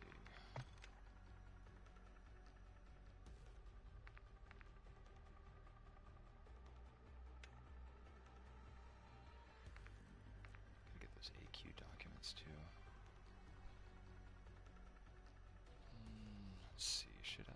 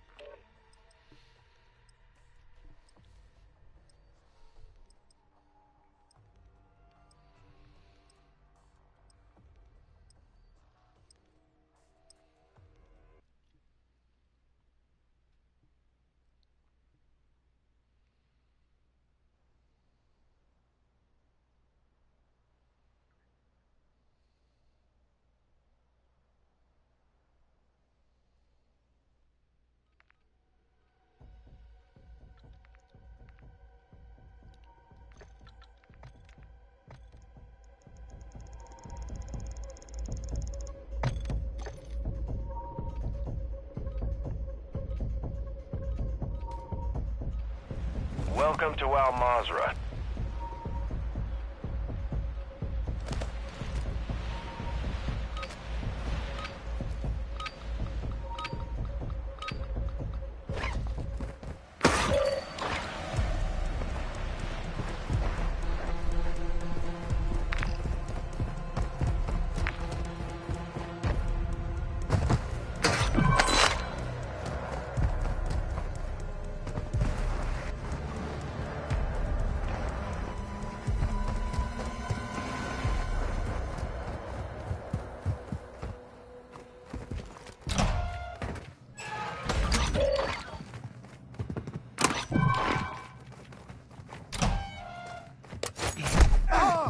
Ultra One, deliver cash at a dead drop to improve weapon recovery time.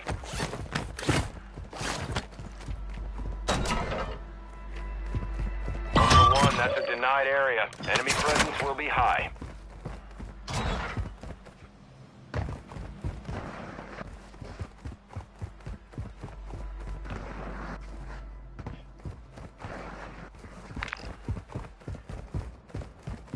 Buy station.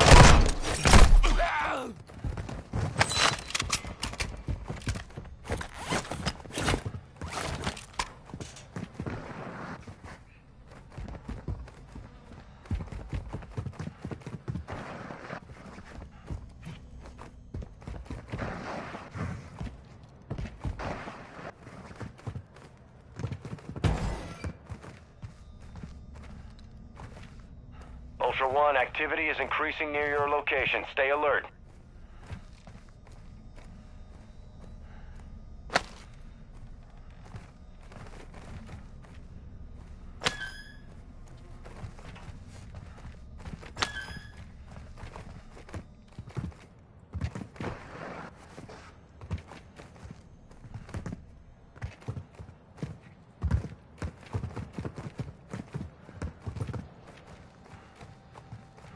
Oh no, no way. Is somebody DDoSing the server here? No way.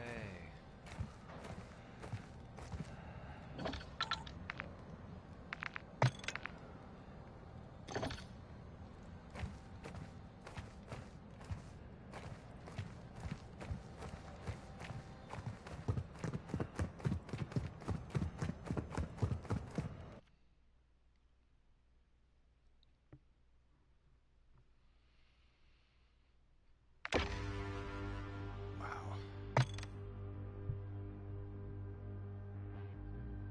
Well, now I know that that is possible on the PlayStation Network. I don't know how they're able to do that.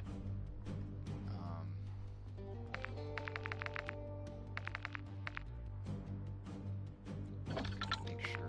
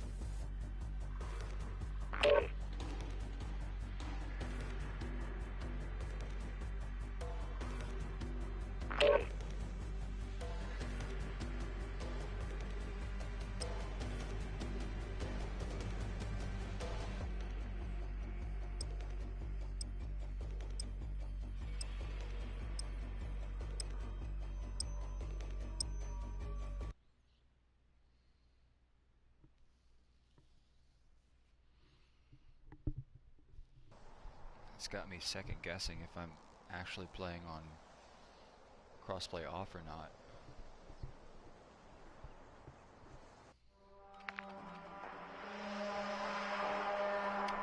Hey, how you doing? Welcome in. Doing some solo crossplay off, PlayStation Network only.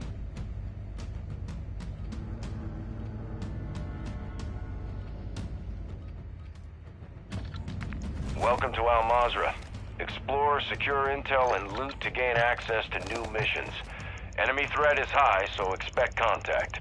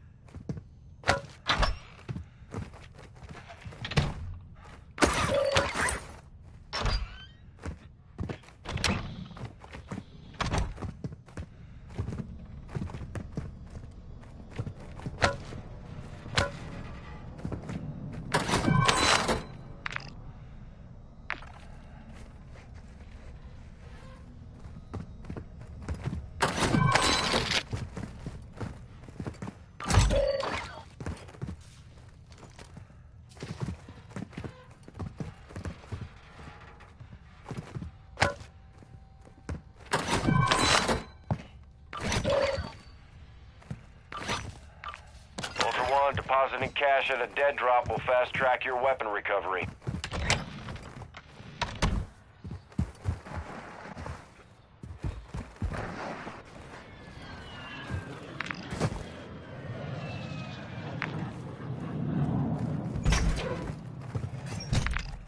Might have some dupers in the lobby.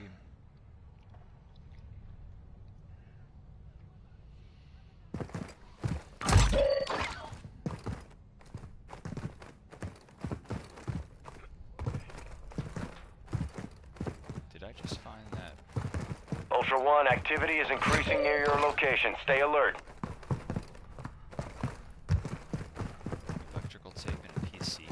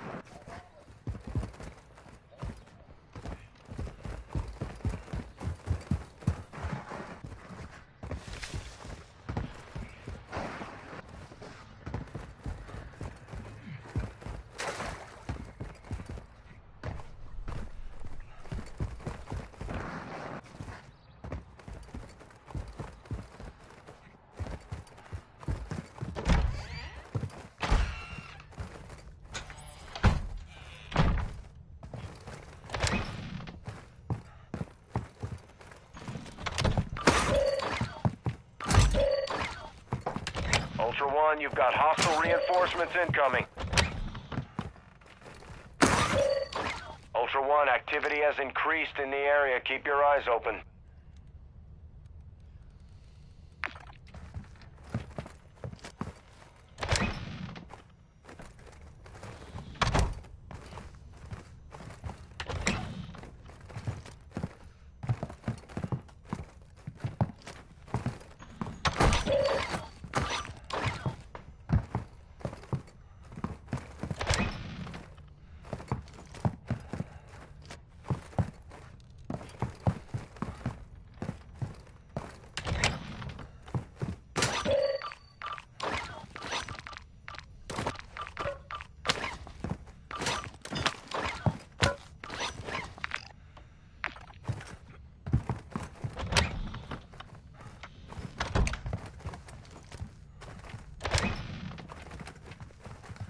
Intel spotted a heavily armored target with a weapons case. Their location is marked on your TAC map. You have execute authority if you so choose.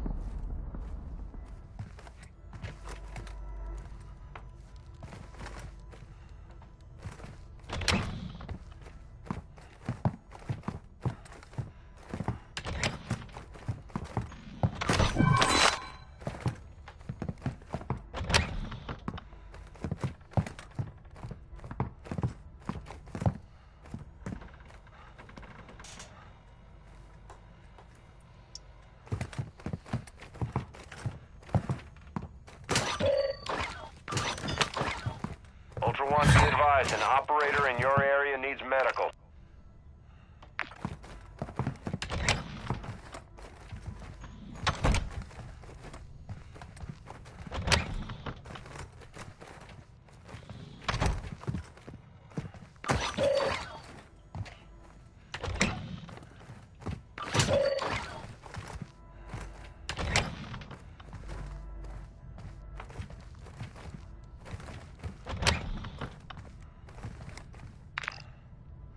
Ultra One, an operator is requesting medical near your location.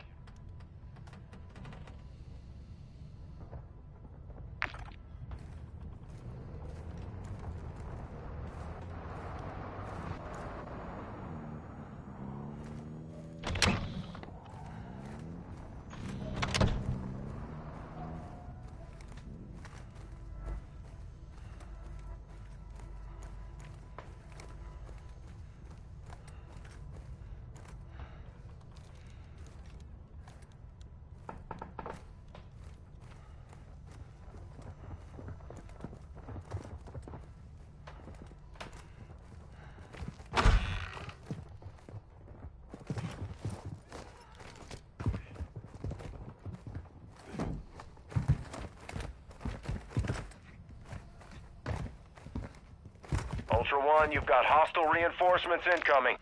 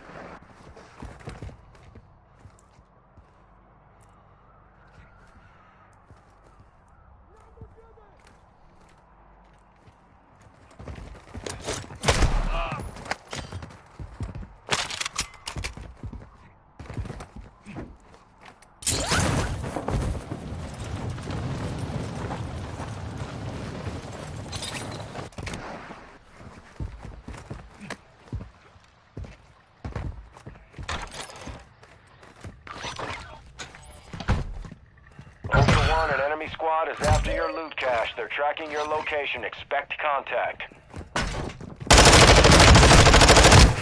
Ultra One, kill confirmed. Too many of those will put a bounty contract on your head. Ultra One, an operator is near your location and requesting medical.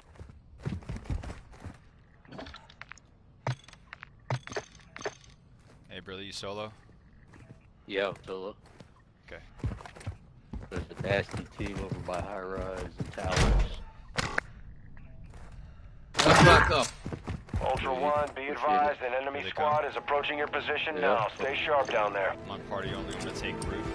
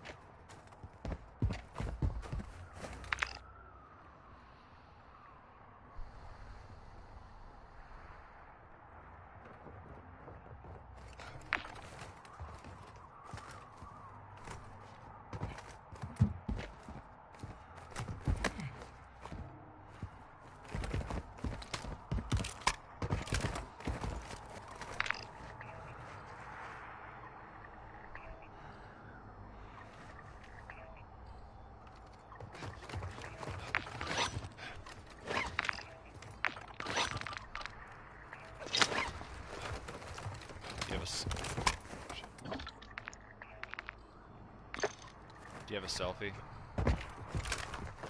I got a Supperhot pistol. Okay.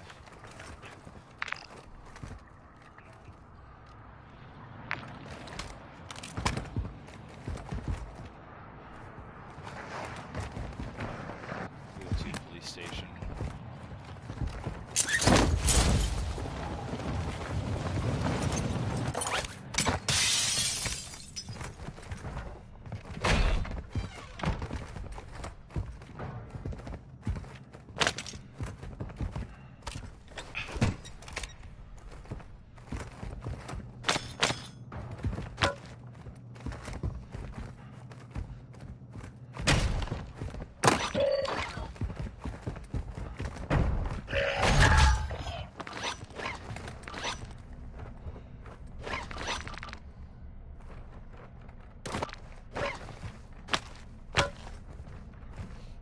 How are you doing on plates?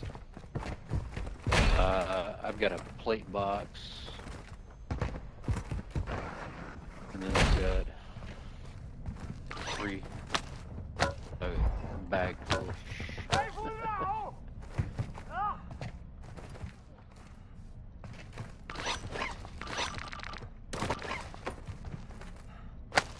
Ultra One, deliver cash at a dead drop to improve weapon recovery time.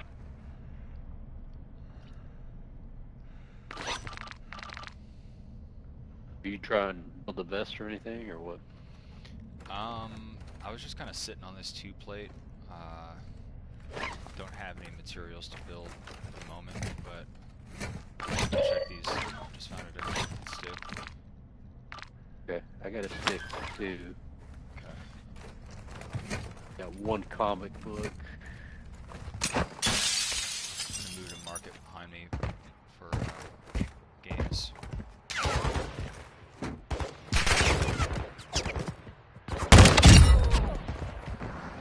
Ultra One, you've got hostile reinforcements incoming. Got a games console here.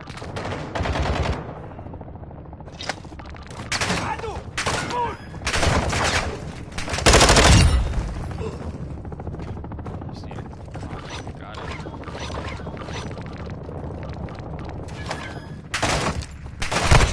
Contact!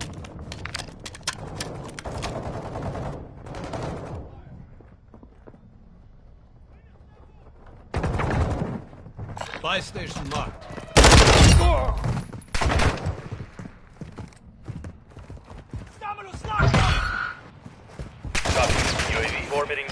Ultra One, we're seeing increased activity in the area. Stay sharp. I'm taking fire!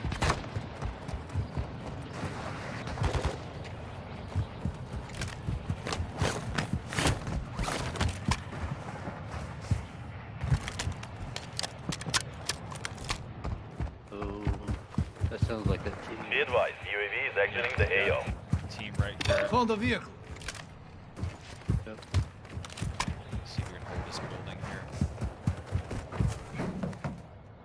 Ultra One, enemy threat is moderate near your location.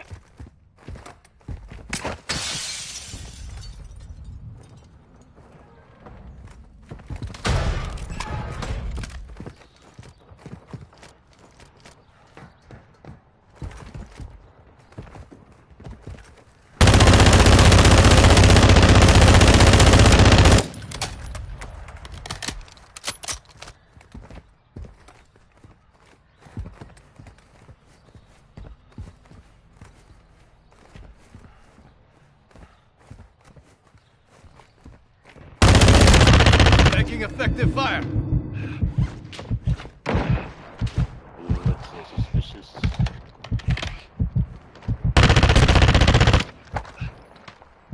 Right, fool!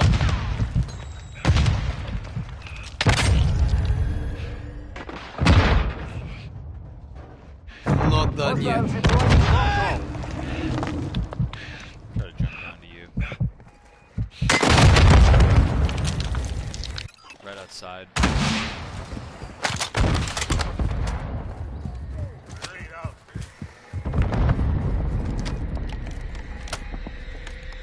Team of 3. Yeah, hey, GG's.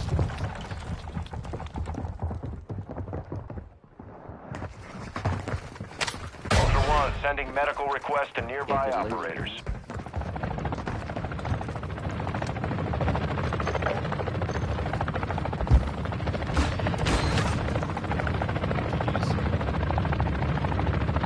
Yep.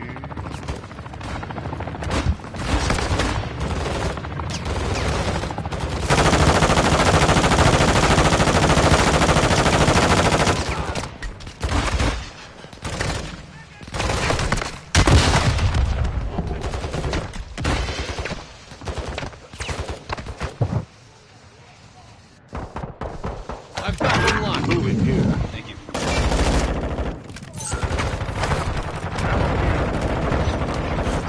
Ultra One, you've got hostile reinforcements incoming.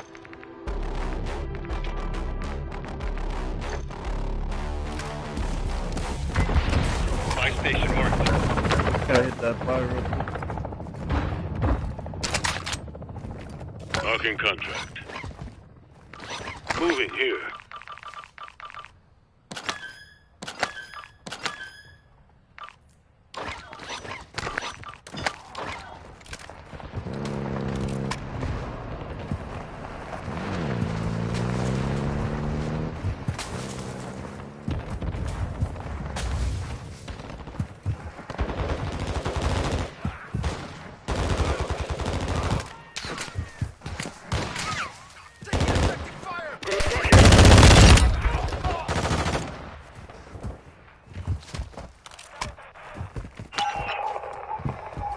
Molotov, get back! Armor patch marked.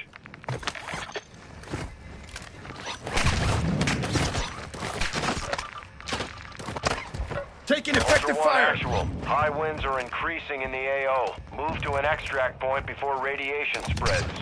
Found some armor here. Ultra One, activity has increased in the area. Keep your eyes open.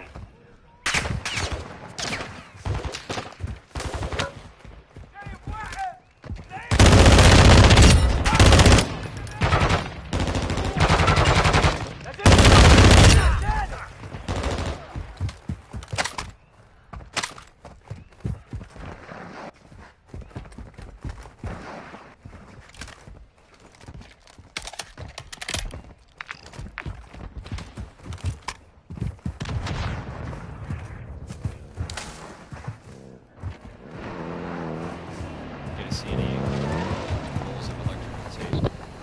Heads up. Right. Alright.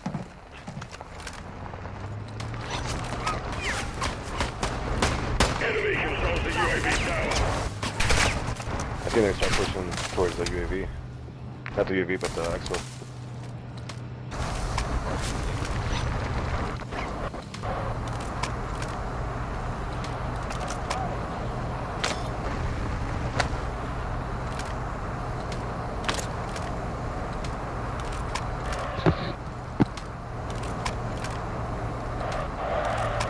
Ultra One, enemy threat is moderate in the AO. Attack me!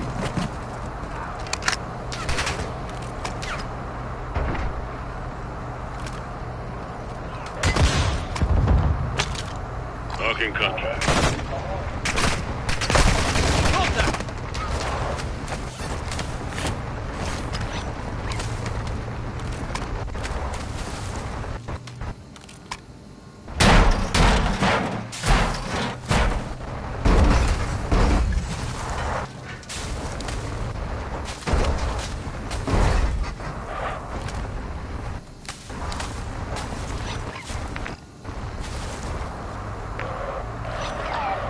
Moving here.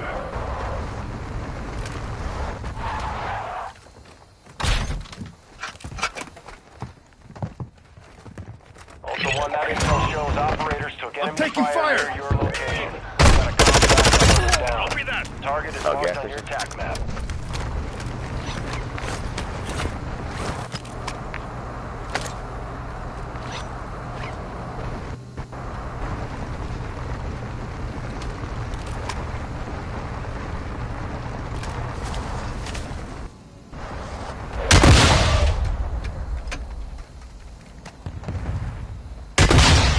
Bomb drums up.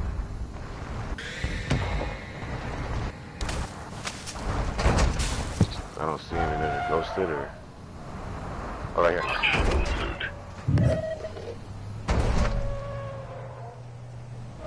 Moving. Never mind. It's just AI.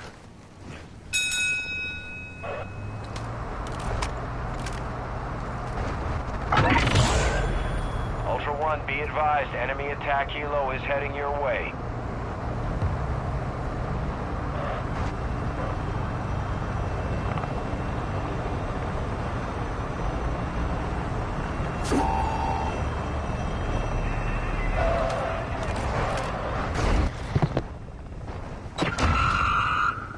Ultra One, actual. Winds are pushing radiation through the area. Advise moving to extraction when able. Not seeing him.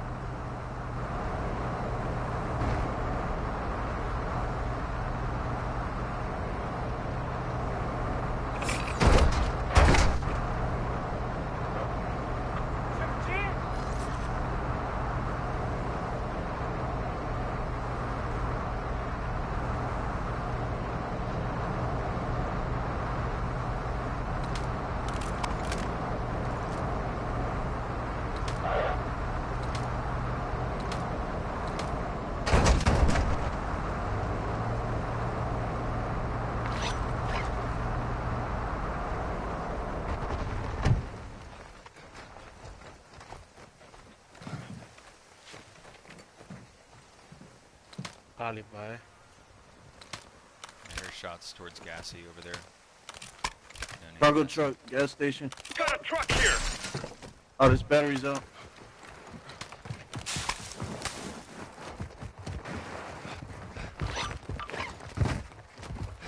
Ultra One, actual. Target is half a click to your north.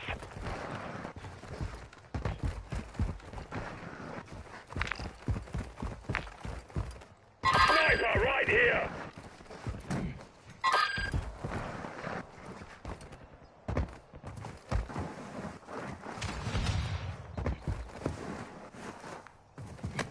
Enemy marked.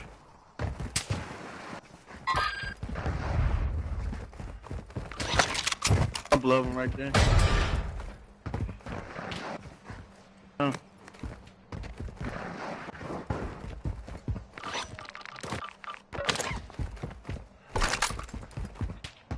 Enemy Back there, sniper, too. watch your head.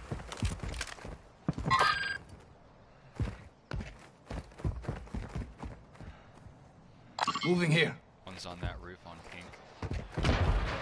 Cracked them. Enemy sniper! Watch What's your going head! up the ladder now? Back to him. I think 2 on that roof and 1 back here. Vámonos! Yo, this shit like the old DMZ. Hostile bomb Yeah, what drone about in cheaters? this sector. Got a bomb drone up. Down right here.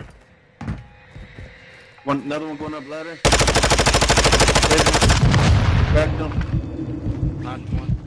Down them. Only rocket!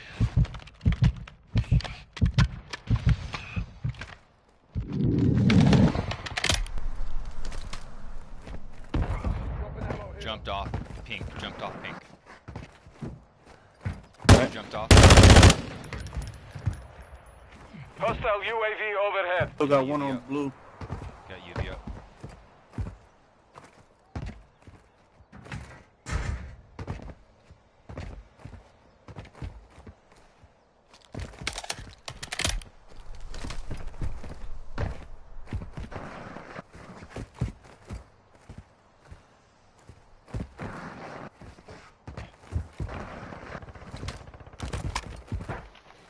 Enemy visual! Down right there. Ultra One, you're out of time. The contract Got has an been enemy pulled. here.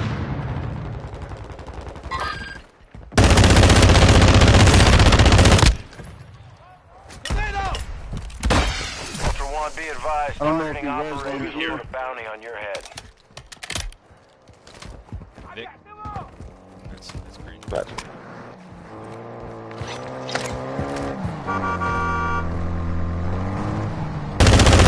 Attack. Yeah, down. Cut him.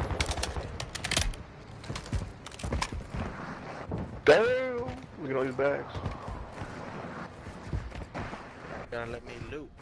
I ain't losing shit. I'm just Yeah, watching, no, bro. I'll take the guy that tried to kill me. There's Pink, let's go. glitching. Start looting. What do you mean? Custom weapon here. Find short M4 if anybody wants that. I'm dropping my MCPR too, right here. Custom weapon here. Yeah, I'll try it. I'll run it. Ultra One, tag secure. You're being tracked by enemy operators. Stay frosty. What scope was that? Victus. Armor box Yeah. marked. Check the M4 out. Got a custom weapon here. Mm-hmm. Laser. My M4 right there. Custom weapon here.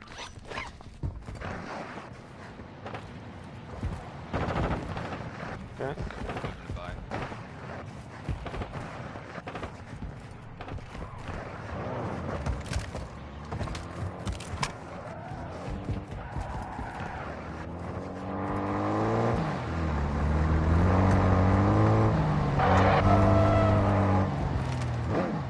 Yeah.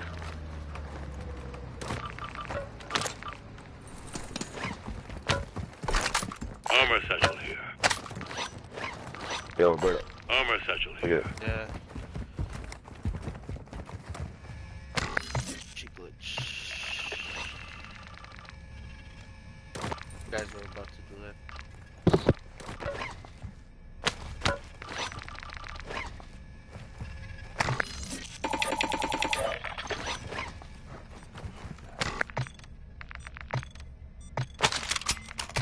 Moving here.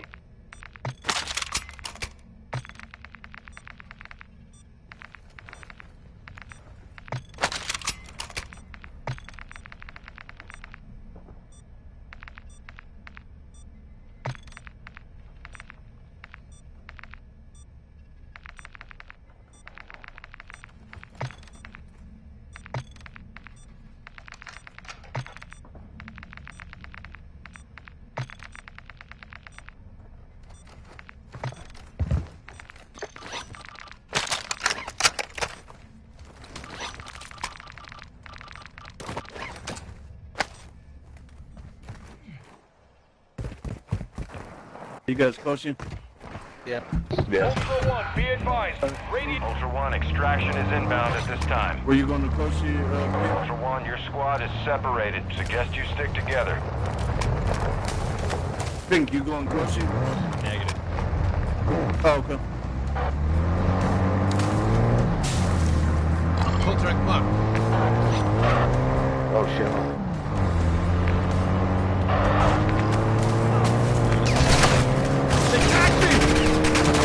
No. we can knock out Ultra this One, visual contract. on the LZ. Keep it clear.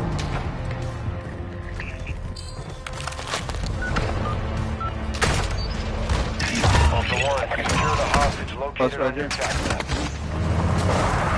Ultra One, be advised you are approaching the hostage location now. Expect contact.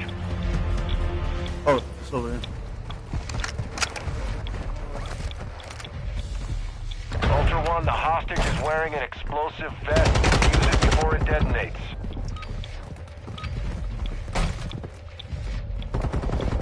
He's on me. Ultra One, a squad mate is down. Right You here. are taking Yeah. effective fire. I'm down.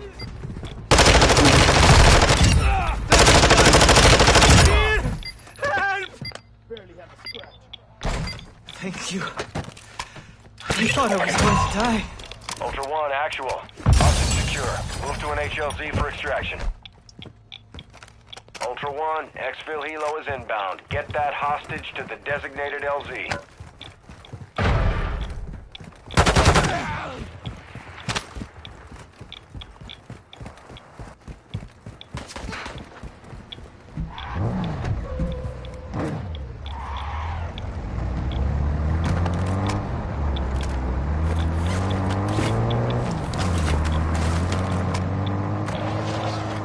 Shit.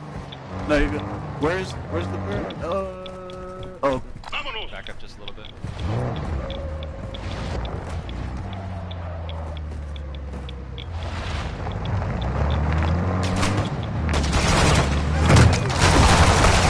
Taking effective fire! Ultra One, we're holding for 1 minute only. Get to the extract point now. Get the hostage on the bird. Your call if you want to exfil with them. Good game, bro. Ultra One, exfil is RTB with the hostage. Processing payment now. Yeah, man.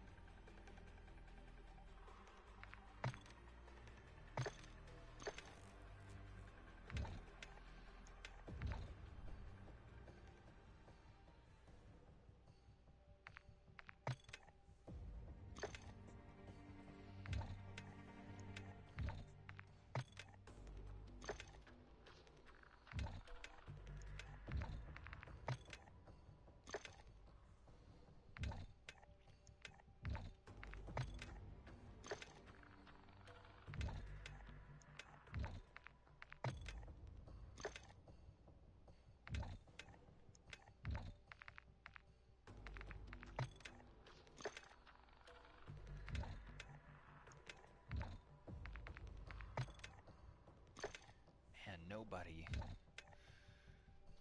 Nobody's on PlayStation.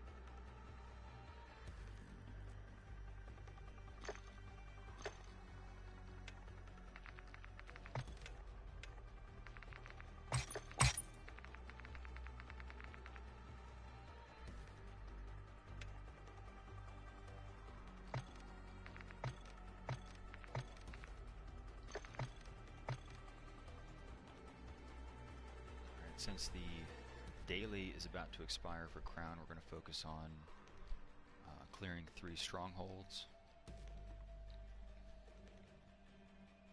Looking for those rolls of electrical tape. Looking for hydrogen peroxide to dead drop. And we want to continue to farm the fake AQ documents from the Zaya dead drop.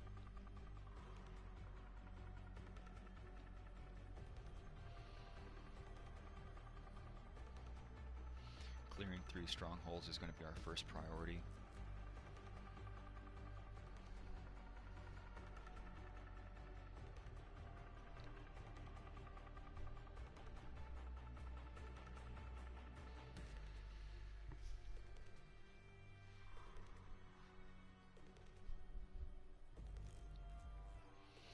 If we can get this daily done in time, we might be able to get a new daily. We don't have the weeklies unlocked yet for Crown. I forget what that entails. That might be a yeah,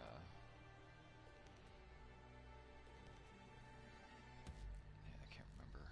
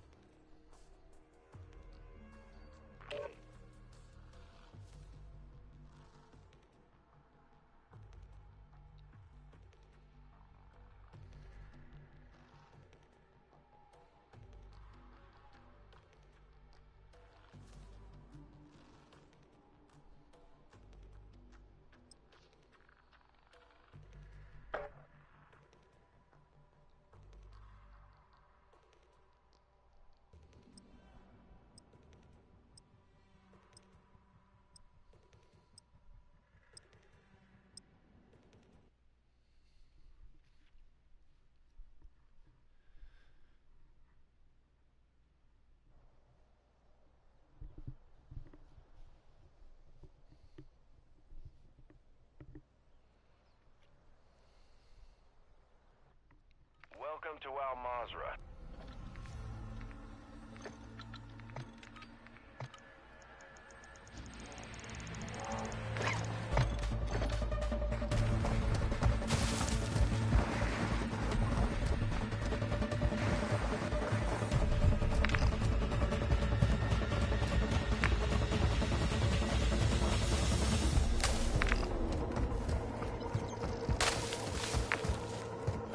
Ultra One, we have intel on a heavily armored target carrying a weapons case. Location is marked on your TAC map. It's your call if you want to engage.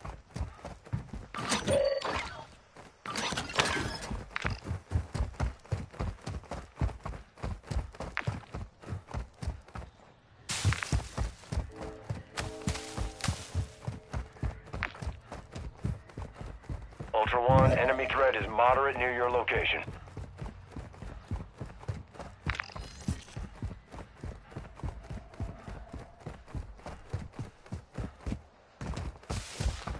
Stronghold marked.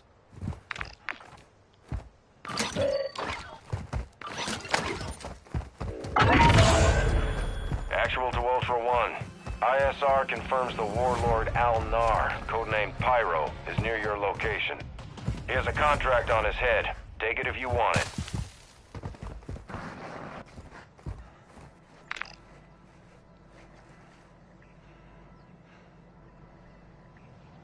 Moving here.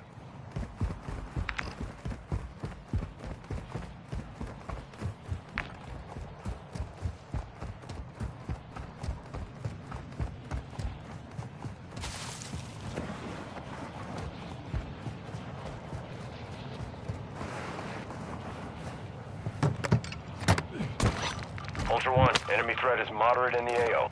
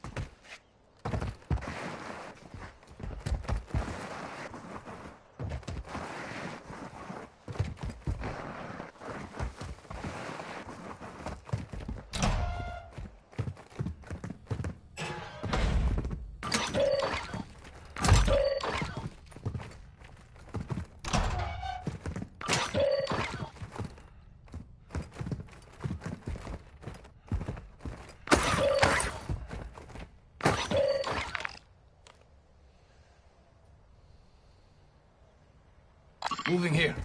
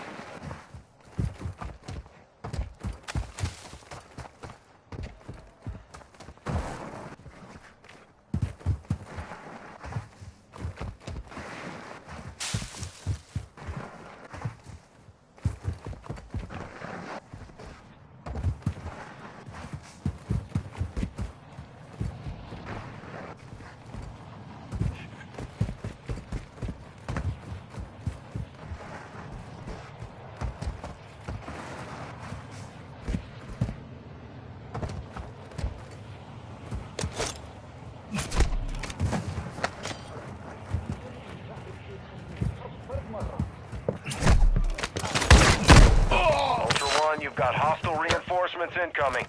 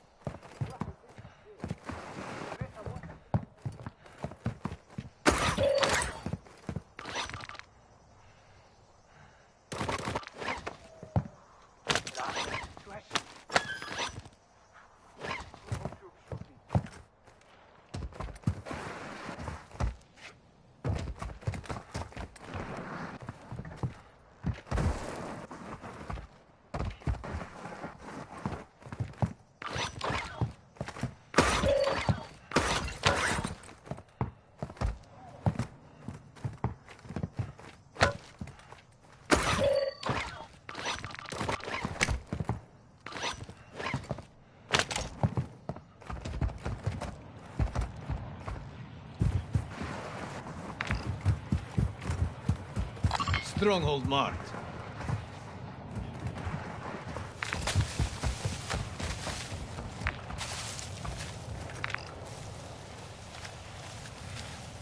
Stronghold marked.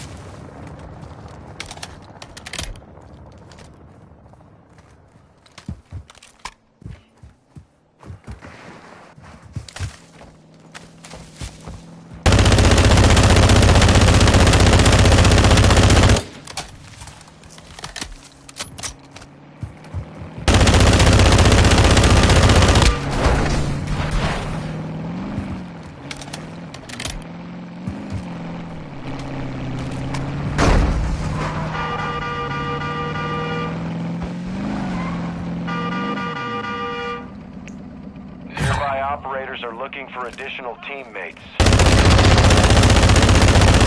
Advised, an operator in your area needs medical. Ultra One, you've got hostile reinforcements incoming.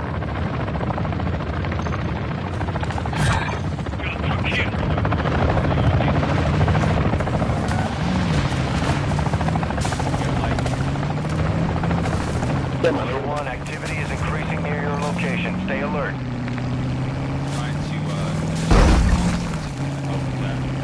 Stronghold marked. Yeah, sure.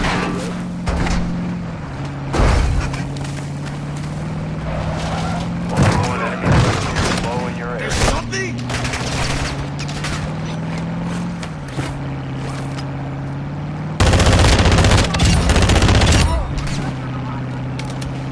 Ultra One, you've got hostile reinforcements incoming.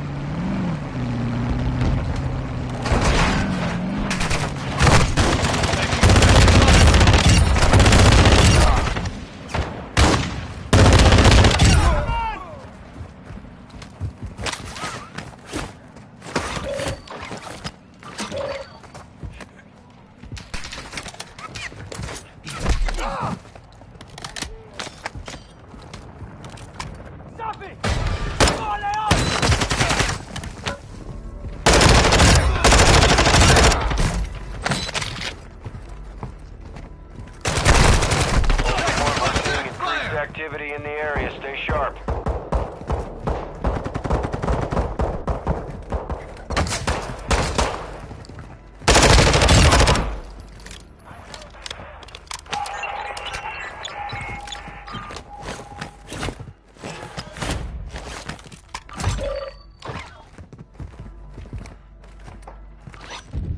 Moving. See that? You got it. They don't know which door is open. I'm on party only.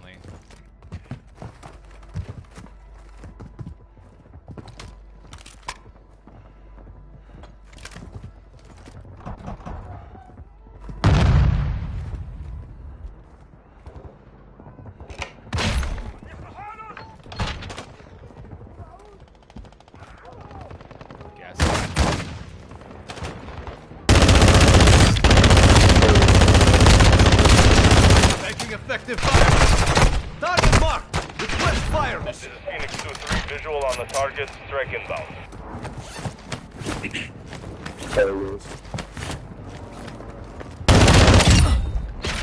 Shot missed.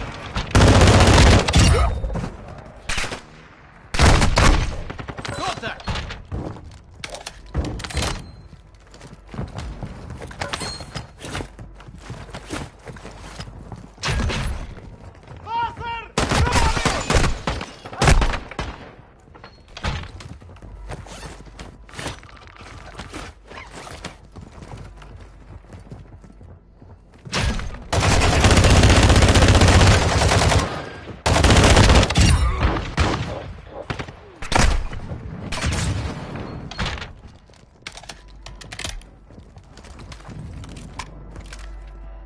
My bad, man. I can't switch the party right now. It's all in me right now.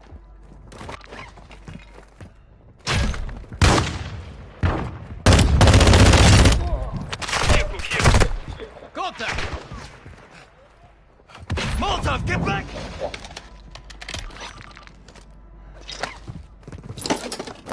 Trophy system out!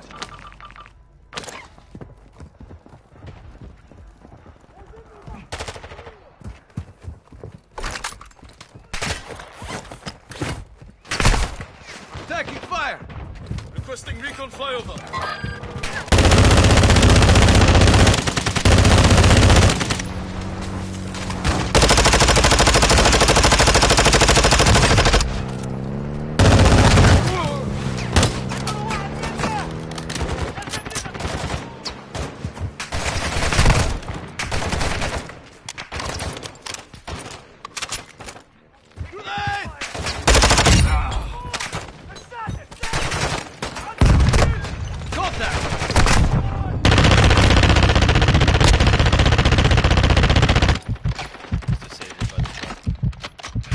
Also be advised, killing operators will mark you as a bounty target. Nice job.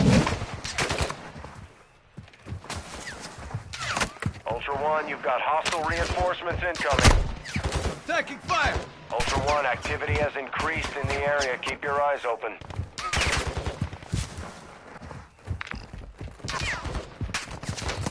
Buy station marked.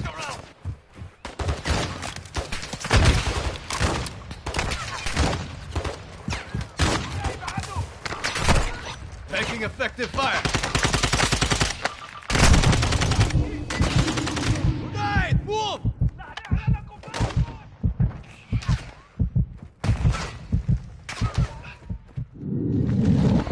Gotta move this by.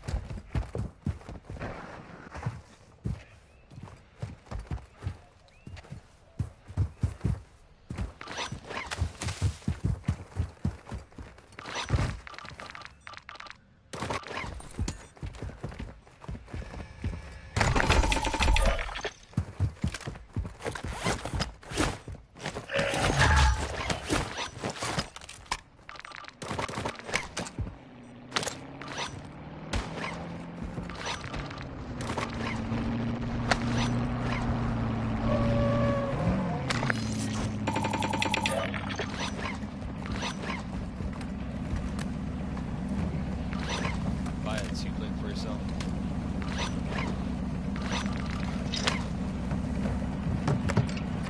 Dropping ammo here.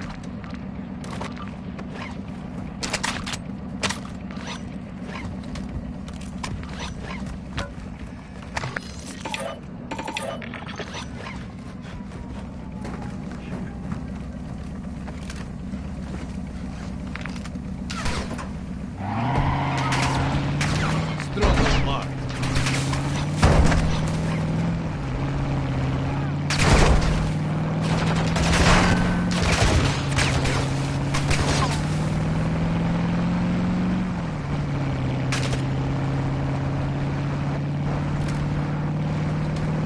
Ultra One, enemy threat is low in the area.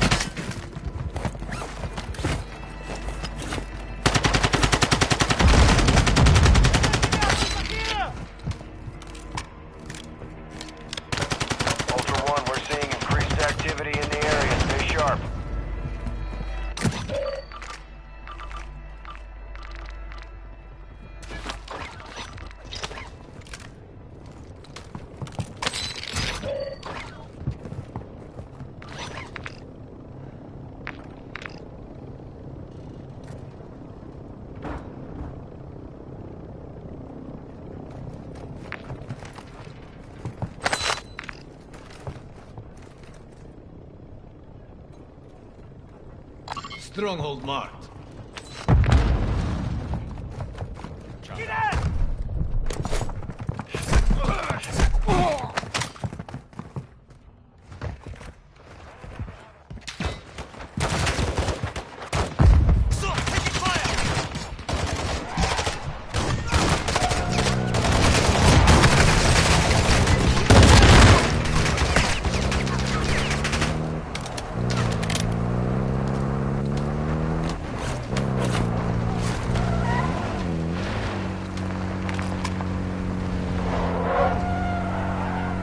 Moving here.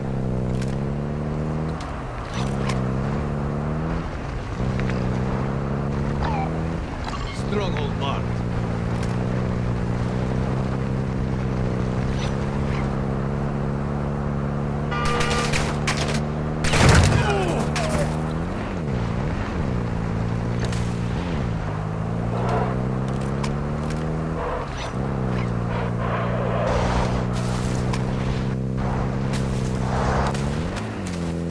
Ultra One, enemy threat appears low in this area.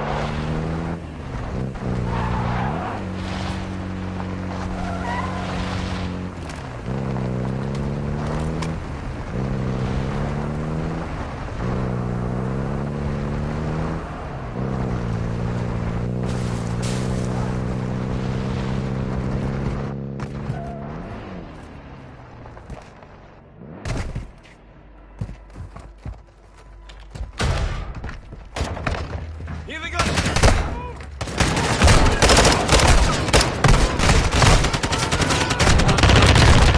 Squad mate is down. You are taking effective We fire. won't die here. Who said we gotta self-revive, man? I do. Ultra One, you've got hostile Okay. reinforcements incoming. Oh, okay. Oh, I'm getting personal boss already. Not done yet. I'm dead.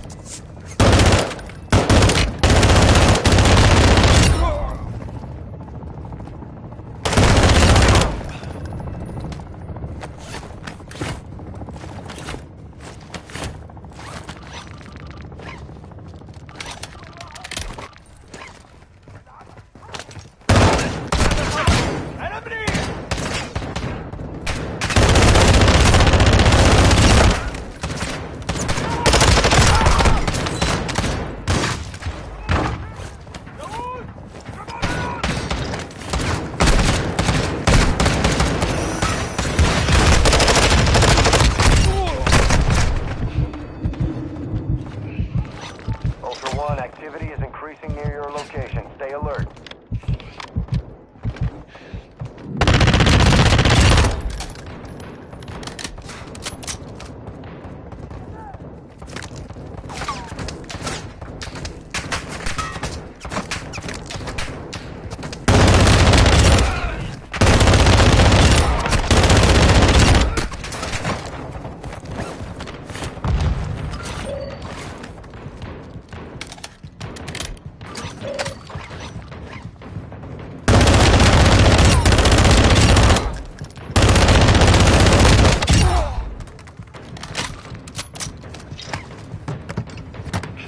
Actual to Ultra One, winds are picking up in the AO. Advise you get to extraction before radiation moves in.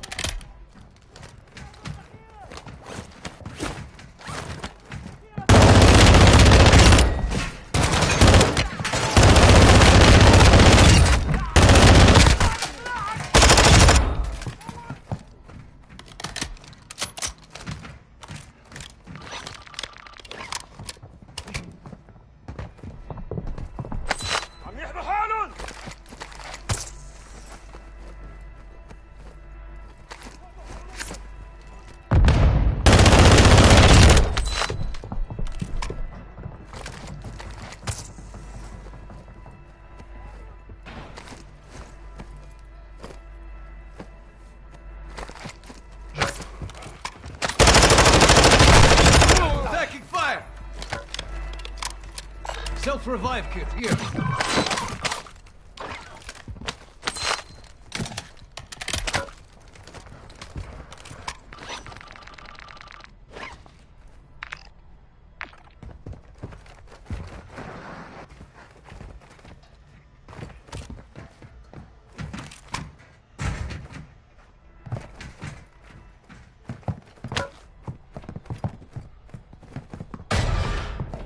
One, you've got hostile reinforcements incoming.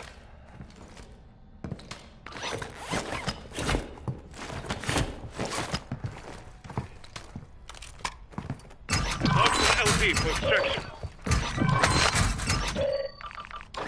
Got movement in Castle Last.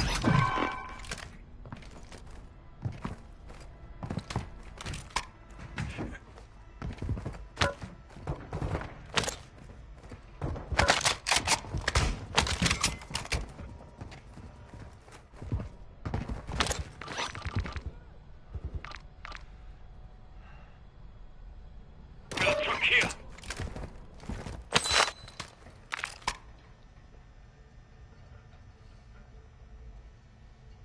Stronghold marked. Didn't get credit for this one.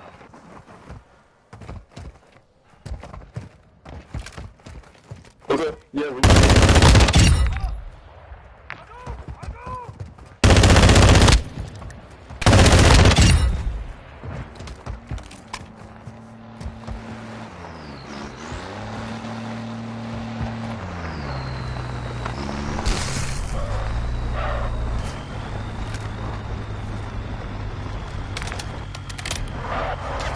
Moving here.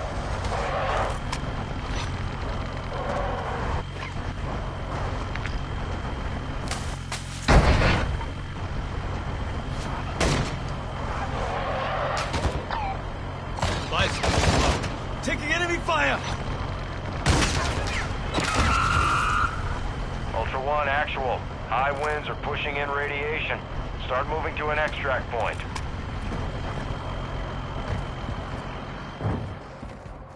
Ultra One, enemy threat is moderate near your location.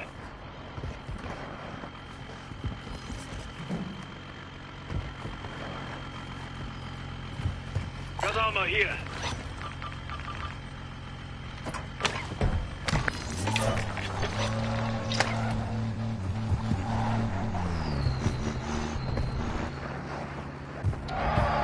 Moving here.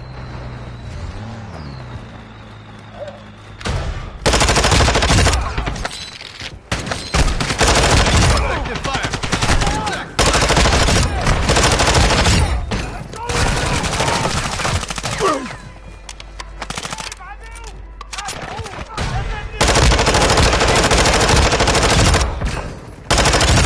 Look around!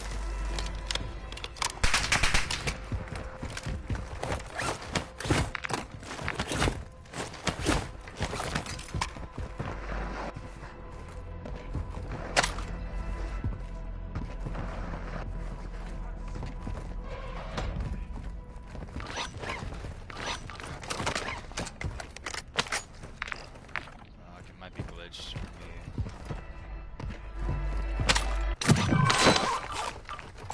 Armor pouch marked.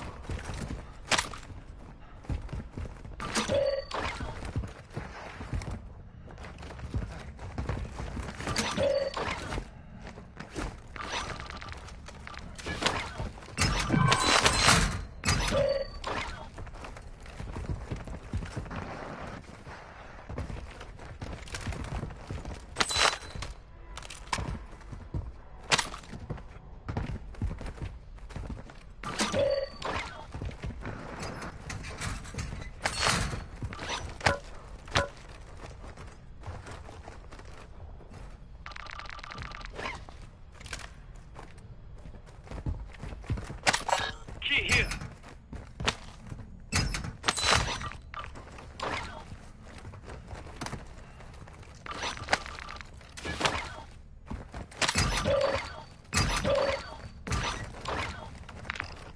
Alright, let's get out of here. Let's go for that Rohan.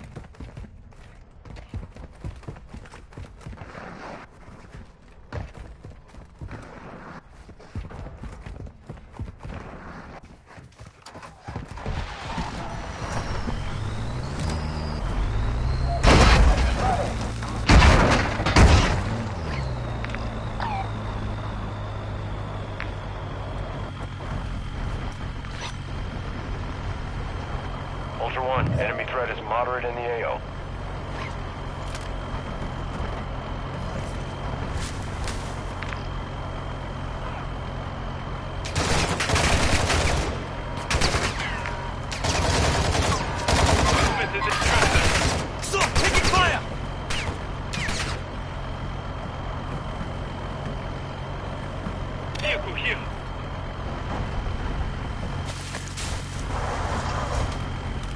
1, be advised. Threat level is high in this AO. Expect contact.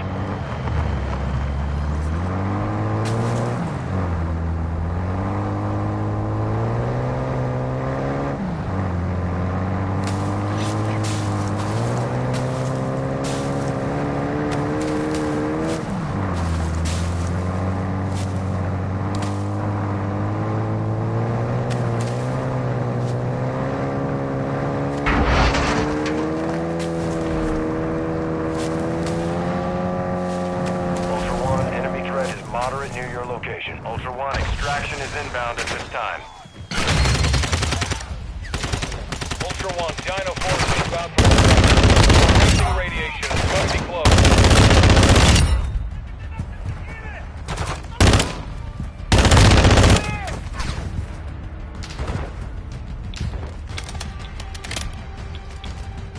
Portable radar deployed.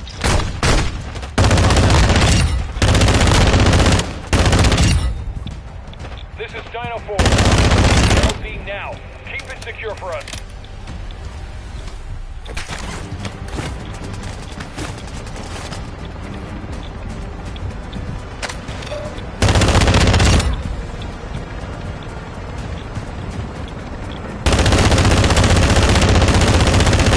Dino 4's at the extract point. Be advised, we can't stay here long. Dino 4 to actual. All objectives and personnel secure. We're RTB at this time. Jeez, man.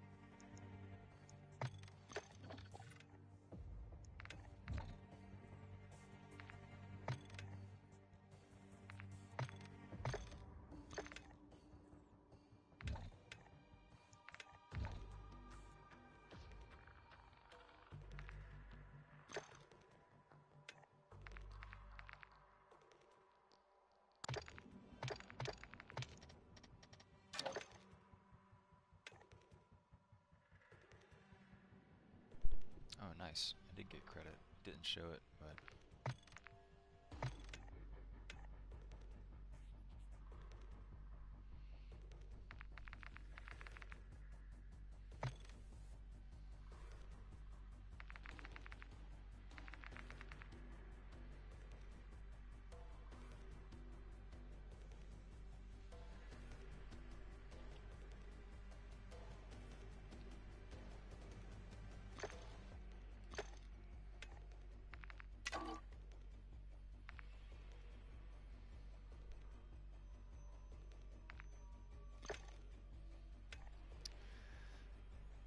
Guys, I'm going to take a break.